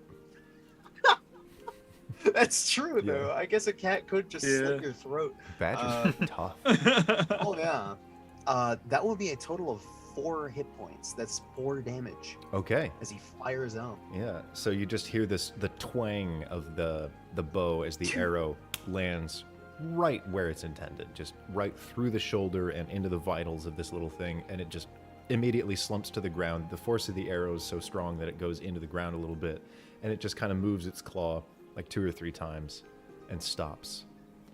And above you, you hear a weirdly familiar sound. It sounds like when you put your weapon in your arm, just a slap on a heavy palm. You hear that Oh. twice, and then you don't hear anything. Terrence. Oh.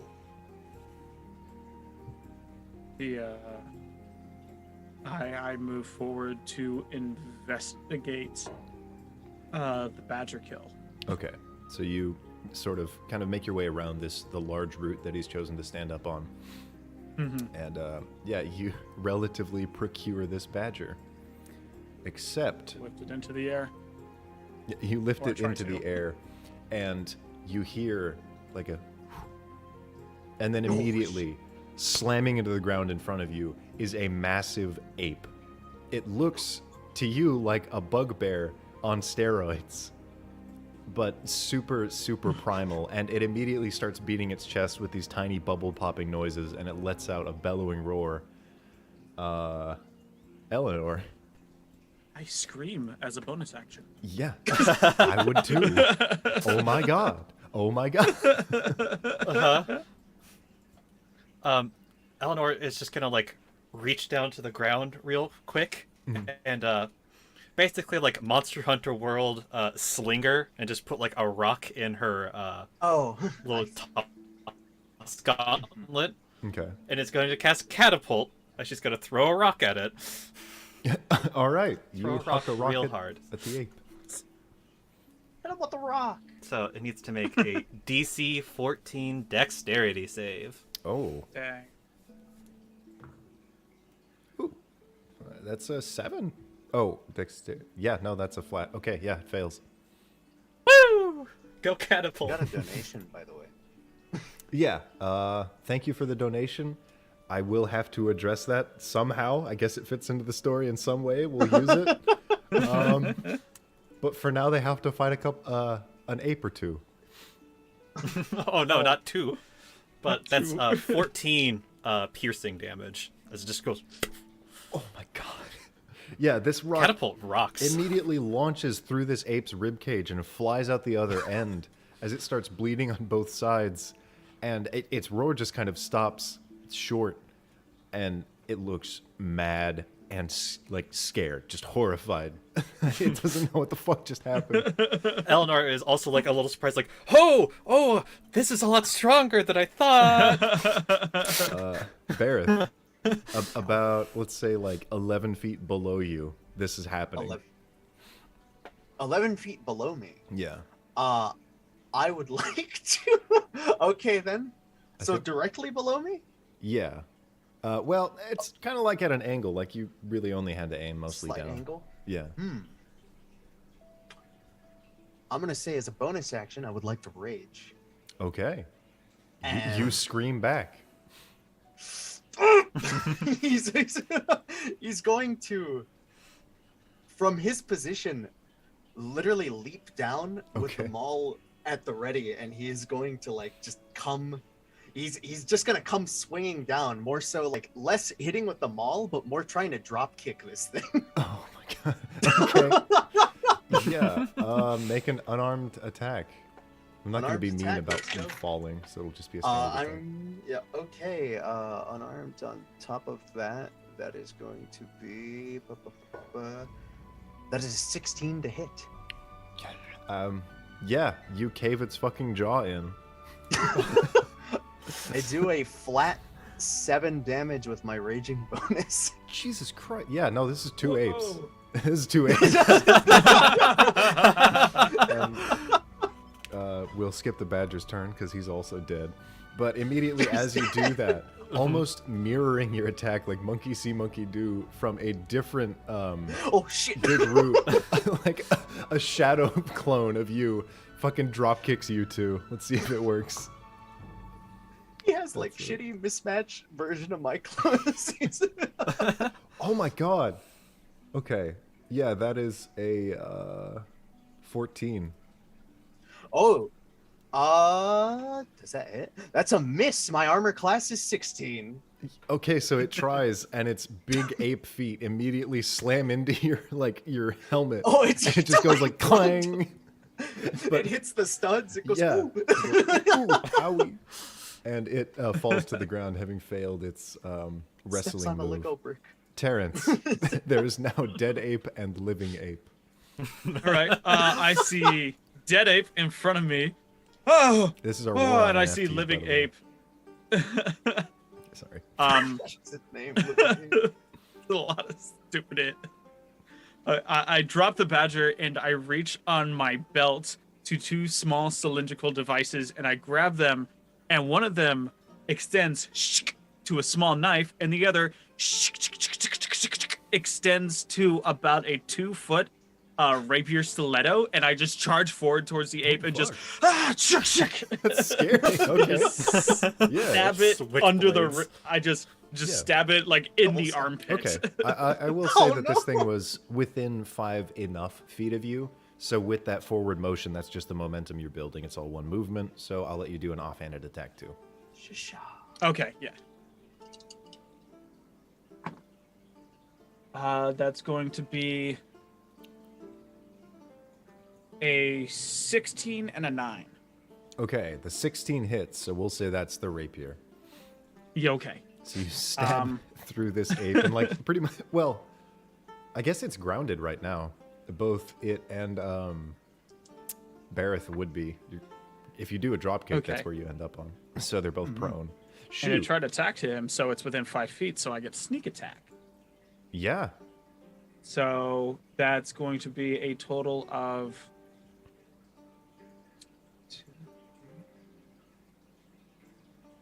8 piercing damage for my rapier. Okay. Yeah, boy. it howls in pain and it immediately starts like thrashing, trying to get this piercing weapon out of it. Are you holding right. onto the rapier? Do you pull it out or do you let go? Or I'll pull the rapier back out. Okay. My knife didn't connect quite well, Yeah. so I'm just standing there, and that's my turn. all right, Eleanor. Just kind of goes like, "Yeah, babe," and she's gonna hop on top of a root and then put a piece of flintstone in her little grapple shot, and is Okay. gonna cast firebolt as it just Oh, shit. skids this Oh, little shit. bit of fire out Yeah. towards it. Nice. Aw. Oh. It rolled on a. It went 22. Oh, So now Oh, it's no. 8. 8 to hit. Which I don't think hits. yeah. So it's like this little ball that I assume contains like a bunch of powder. So it's like a tiny Molotov cocktail where it flies and it shatters against one of these roots and starts a small fire. Bareth, you're on the ground next to this ape and it's sitting there kind of like that. So he's wounded. Yeah. He You're- looks like a bugbear to me. Yeah. To an extent. No, it's I'm gonna try really weird to look at this thing's face like close up while it's alive. He's really ugly looking, so I'm going to try to grapple him. Okay, jeez. And So it that's has with to advantage. because resist I'm free. athletics or ooh. Uh, Oh fuck. Yeah, good luck. that is a dirty 20. I got a 19.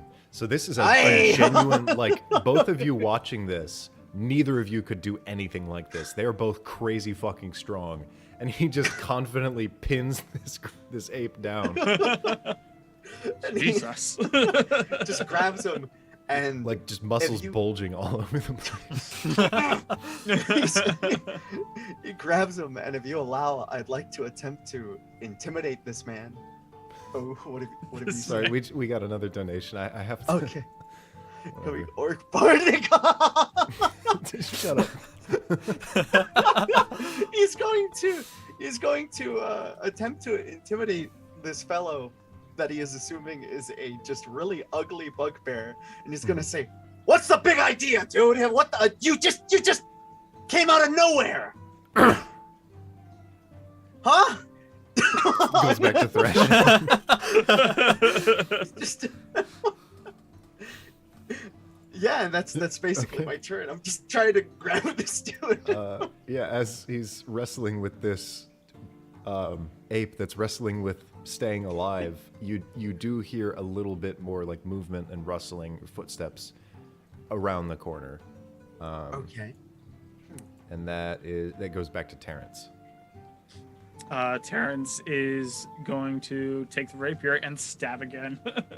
Oh Okay, god. that is Screaming, yeah. just like, I'm Advantage. terrified. Yeah, it's the first time you. I've only ever stabbed Oh, a advantage, you dummy. said? Yeah, it's prone and pinned. Okay, cool.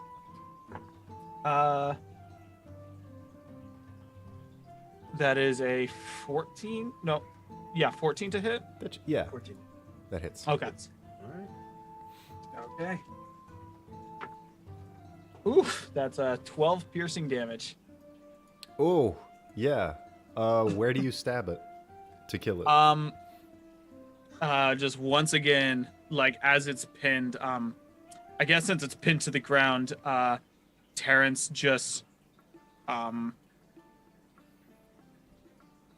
want to get too messy, so Terrence tries to go for a less vital spot that he knows he can get it. So while it's pinned to the ground, he just like sidles up to the side of it and drives the rapier up underneath the rib cage and just like in through the lungs and heart. That is brutal. Yeah, through all that thrashing, he's like, calm down, calm down. Ah! Just like And you feel in its, and out like butter. yeah, you feel its body like beat and slowly go limp.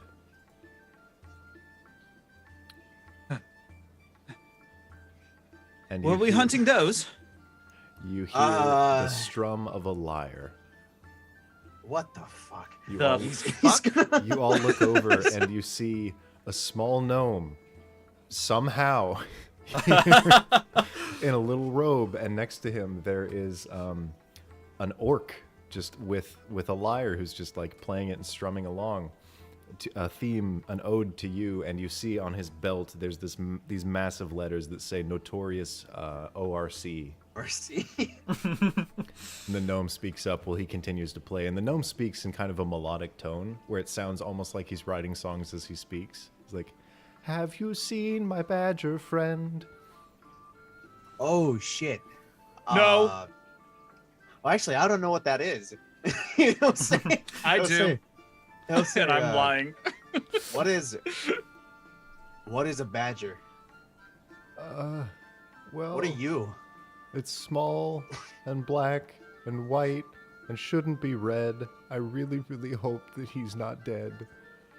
I'm gonna unclip my backpack and let it fall on top of the dead badger behind me. Okay, yeah. It's like from where he's standing, very conveniently, it's behind the corpse of one of the monkeys. Yeah. Well, Have I ever seen a gnome and or orc? No. Okay. Roll the gorilla corpse over the top of the badger There with is. my foot. There is this moment where Bareth will stand up very confused. He kind of has them all at the ready, Mm-hmm. and he will just We kind don't of, mean you any harm. well, your appearance draws alarm. He does a little jig. But he still like looks concerned. Sadly, default dance.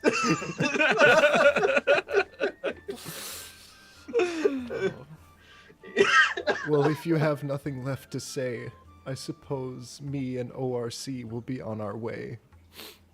And he But you're turns. so intriguing, and I want to know more about you. They're so cool. I think this mist is having. I don't. Are you Nothing- talking to somebody? That's just all my imagination. That is canon now. That's canon. Hallucinating. Mhm. It's just he's like, there's a really big green hobgoblin that came out playing a lute, and a really there was small, like, hairless ape a in a small robe. hairless ape just did a little jig, and he spoke in riddles. I think it's been Doctor, a long can day. you check his head? Because he did get hit. Yes. Come here. He got fucking Oh, cannonballed what? by an ape. I guess he'll like he'll like remove the helmet. He has like maybe like a bruise over his head. There's like a full goose egg, yeah. Goose egg. Thank you, Azathoth III, for that encounter. I'm sick today, so I want to be generous. All right. I reach Thank into you my for pouch that. That was hilarious. and I grab a small little tube of rubber, and I crack it like a glow stick, and it begins to chill. And I wrap that in a towel. And I start dabbing it on your head, and I start just doing random like tests. Like I stick something in your ear. I'm brushing your nose with like a Q-tip and looking it over closely. Just like sort of like somebody that has all the equipment and is sincerely taking notes, but you don't know what they're checking for. He's like, you're checking all of his other vitals, but realistically, there's no cure for a concussion. It's just rest. I'll roll a Dr. medicine Waldor, check C, though. they stand for. Hold That's the a door, 14 hold on the a medicine door. check. A 17 on a medicine check? Okay. Yeah, to just sort of patch him up a bit. You make sure that no bleeding happens. You reduce the swelling with some acetaminophen or whatever. Fantasy of Take 2 acetaminophen. Advil. And he's a little calm, a little bit sedated, but he just needs, a few hours to kind of come back from a monkey drop kicking O or him. C even stand for? I don't understand. It's, Unfortunately, understand technology what they hasn't say. advanced to the point of curing a monkey kick to the skull. But You look over and This should engraved stop, in its fur, there's a name tag that says monkey. Yeah, I was about to say parentheses ape. this guy is, I don't know, maybe it looked like these bugbears. I don't know. Something maybe happened to them. They seem feral. Yeah. those aren't bugbears. What do you mean? They're just kind of ugly looking.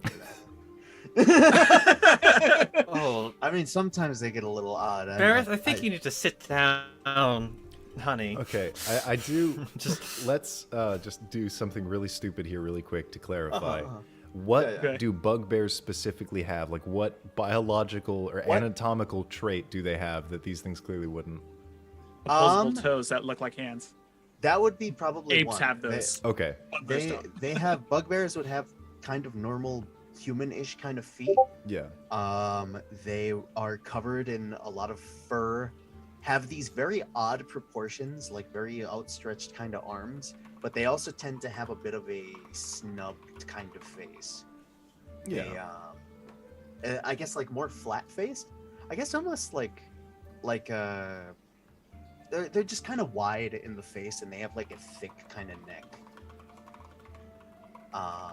But they tend to have that typical goblinoid kind of bit more pointed. Yeah, humor. so there's a lot of traits, and I guess as he's kind of like fixing your diagnosis and stuff, you're like looking over and you're like, there's too much That's- wrong here. That's probably maybe not. That looks a little fucked. They're also a little smaller than bugbears. Bugbears tend to be a lot taller. You think this'll do? Mm, That's 3 things, and the 2 of them are quite big. She's just kind of poking like one of the gorillas like in the face with like a pencil. I mean, I guess. Like rolls over with Gmod physics. Bareth looks a little uncomfortable because they remind him too much of bugbears. I can Like, assure you we didn't kill any of your relatives. I hope. I don't know. Oh, I guess too. On top of that, they'd have tusks that would jet out a bit from the lip, like slight tusks, kind of like hobgoblins. Yeah, Um, I think apes do too. they have like depending. They have like, canines. it's like Yeah. baboons and stuff like that can have really prominent ones. Some like less so. Okay. Uh, So are you committing to? What are you guys planning on bringing back? I'm gonna grab this badger. Okay, Definitely the you badger. grab the badger friend.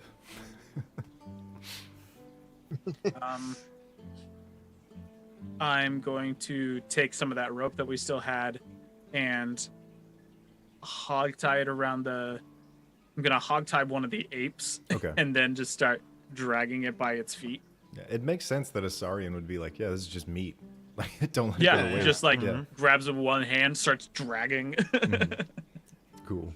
So yeah, you have a badger and one of the apes, and you strap it to the beetle, and I guess you head right on back.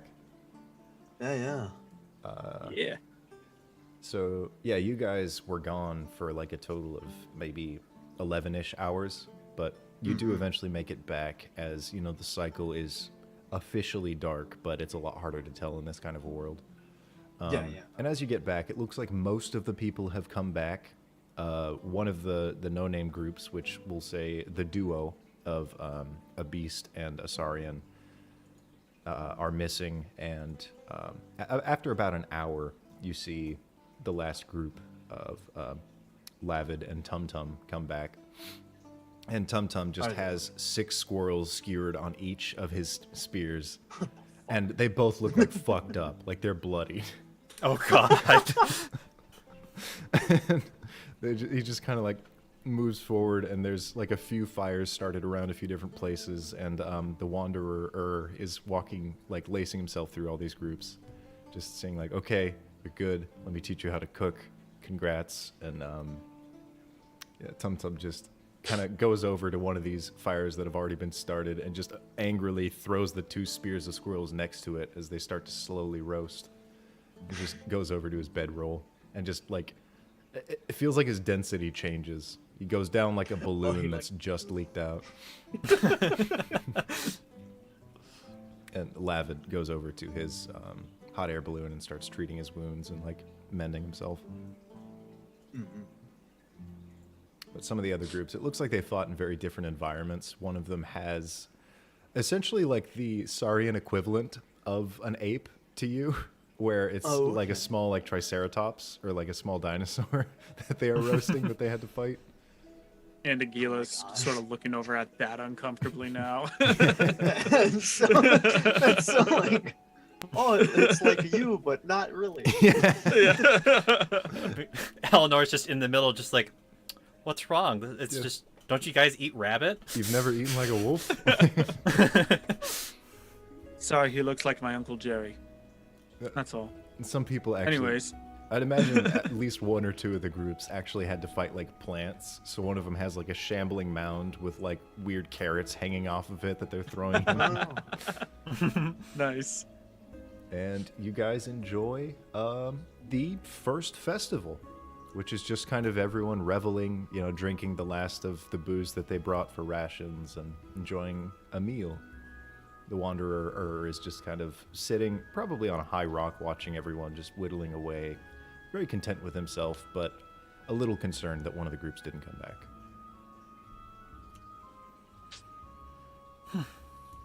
I think we did good. Yes, I'm typically not the hunter type, but that was exhilarating. I've never felt quite palpitations in my chest before. You're crazy out there with those knives, Doctor. Well, I have to have a steady hand for my profession. But the way you moved, I must say, Barrett, the deftness and the bravery that you displayed out there with that large, hulking, furry beast, that was quite impressive. Bareth has this 1,000-yard stare looking into the fire as he sees these forms that have been donated into the chat. He's like, Oh, yeah. All right, let's He's clarify just a little bit as a thought. This is a setting that we made up last week, so standard races are not heavily present here. So far, we've only established these three, one that's been hinted at, and then one that's historical. So we're probably not going off of standards, but we're trying to use what you got. Thank you very much for he's that. like he's looking at like the meats that have been prepared over the fires, and like his mind is concocting this thing, still kind of recovering. Yeah, there's like And he's someone like- who is like spin roasting a full jaguar over one of them, and then someone else who fought like a bunch of birds just has like Yeah, it's like just spears and stuff. hairless birds, and he's like making his mind is making odd connections with the dinosaur-like creatures and everything else. And he's just like, We cannibals? see these We all things. And cannibals. They just kind of coalesce in your mind, and you hear like almost a schizophrenic voice, like, "We're the skinnies." he's like Bareth is like you say that you said the earlier thing to him, and he's like, yeah, the skinnies. What? Yes. Thank you, Doctor. Yes, you handled yourself well in a panic. I suppose you took care of that creature. The skinnies. Yeah. You know what? There's- Can I Uh-huh. ask everyone, or just the chat in general?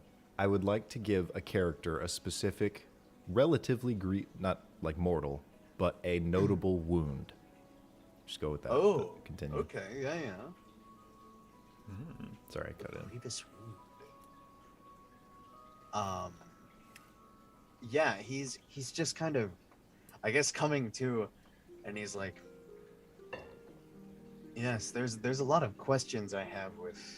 It seems that everybody else going in their own directions encountered similar things to us. This is interesting, very interesting. I don't know. I guess that there's just a lot of questions that I have at the moment. A lot of beasts out there. Yes. Do you think lot the of- mountains knew what we would find? I don't know. Are you suggesting that the mountain is purposely guiding us? Well, I think it's a bit more omnipotent than we give it credit for. Omnipotent? Yes, Are you like it is all suggesting that seeing. this is... I mean... when you say that, he like looks up, and I feel like he's like seeing these eyes projecting down, just staring at them. And I guess at this point, like Bareth, he'll like remove his helmet, and he'll just kind of like put it in his lap, and he'll go, yeah, maybe. I don't know. This is,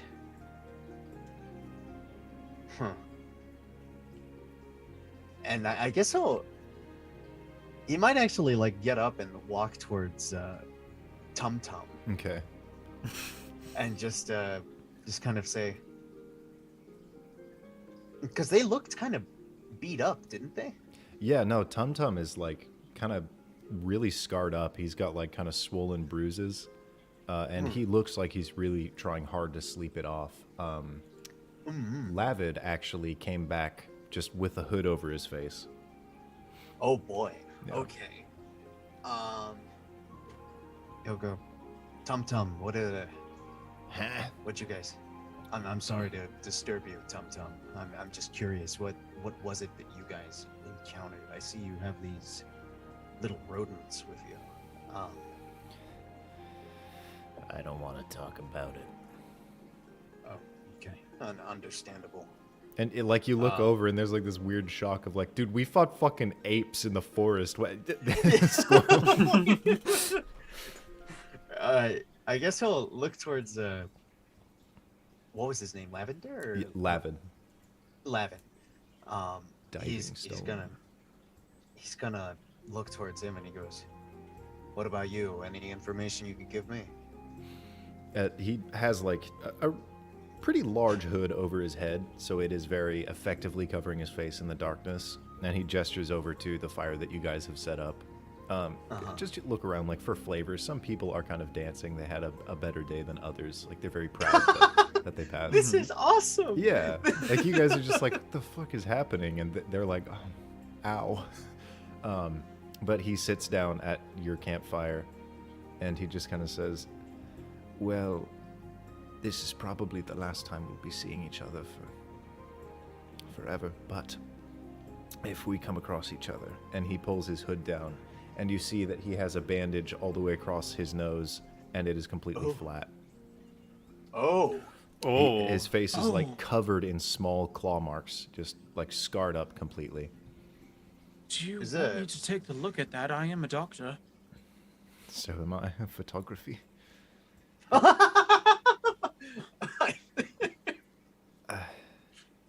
I have medicinal practice. Just, perhaps that would be best. So you start tending to him as he's talking, I'll say. So you like adjust his bandages, make them a bit tighter. You treat all the wounds with antiseptics and stuff. Have you heard of the Tempests? The Tempest. Yes, You- the bandit groups that are between the cities. Only rumors. They're not what we Or thought. they You saw what we brought back. I mean, there are some like yourselves, like us that work with them. I saw a beast folk, simple, pale, but was working with them. I'd suggest you get a good look, but looks like someone's eaten them now. Those small rodents. Oh. They're much different than we thought. They're dangerous, clever. We barely got away. If it weren't for my vessel, some of them even tried to follow us into the sky. They could fly? I don't know. They became lighter than air for moments. They zigzagged through the sky.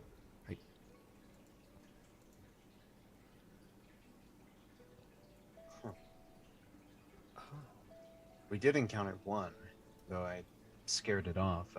You scared it off.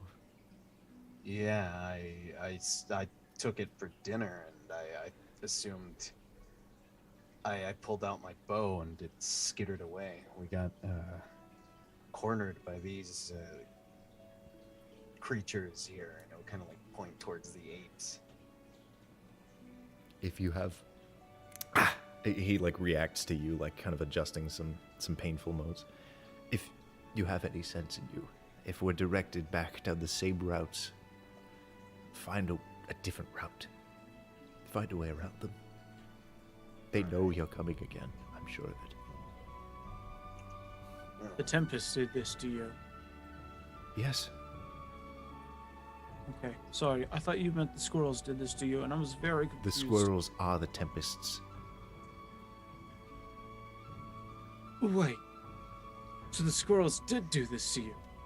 Little rodents. Yes. They were working with others, but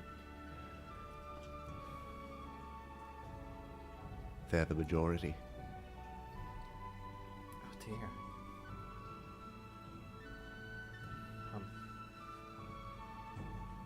There's like a bit of concern, but also a bit of confusion. Like it's like Yeah. I'm not to I guess call you a liar. I'm sure that you've gone through some issues. I see that you've been beaten up pretty badly, but You could believe I what you was want. suffering from some hallucinations while I was in the mist. He just looks up at the mist.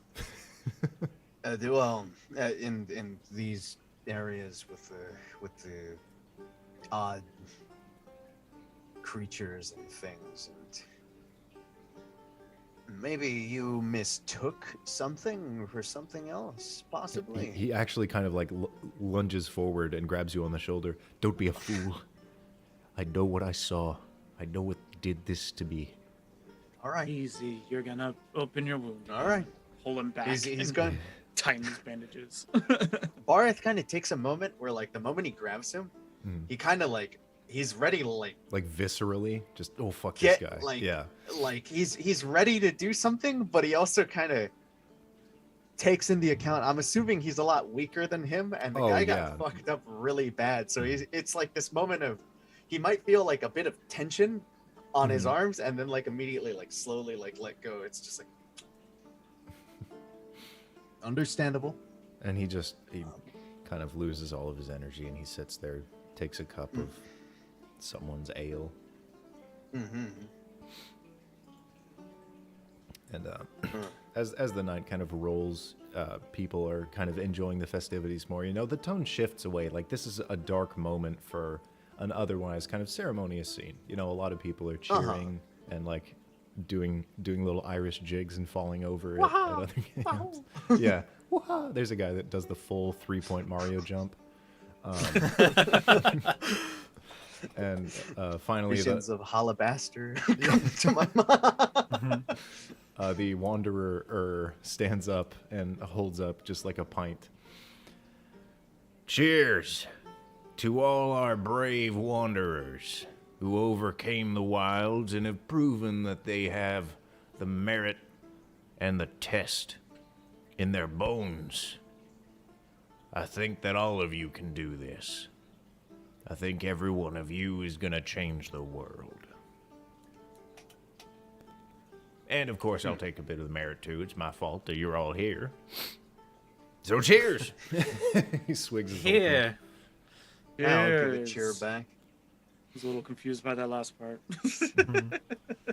So if any of you are confused in a general sense, tomorrow you take your compasses, you go back to where you just were, And you hear like a groan from Tum Tum. Ah. and you keep going. I have strong faith that it's pointing in a lot of very unique directions, and I don't think they're tied to little settlements we've popped up on the ground. I think there's some cosmic hillabaloo regarding these things, and I think that all of you keeping each other safe, wandering through these wilds and finding just what the hell this thing is trying to tell us. I think that's going to change the world.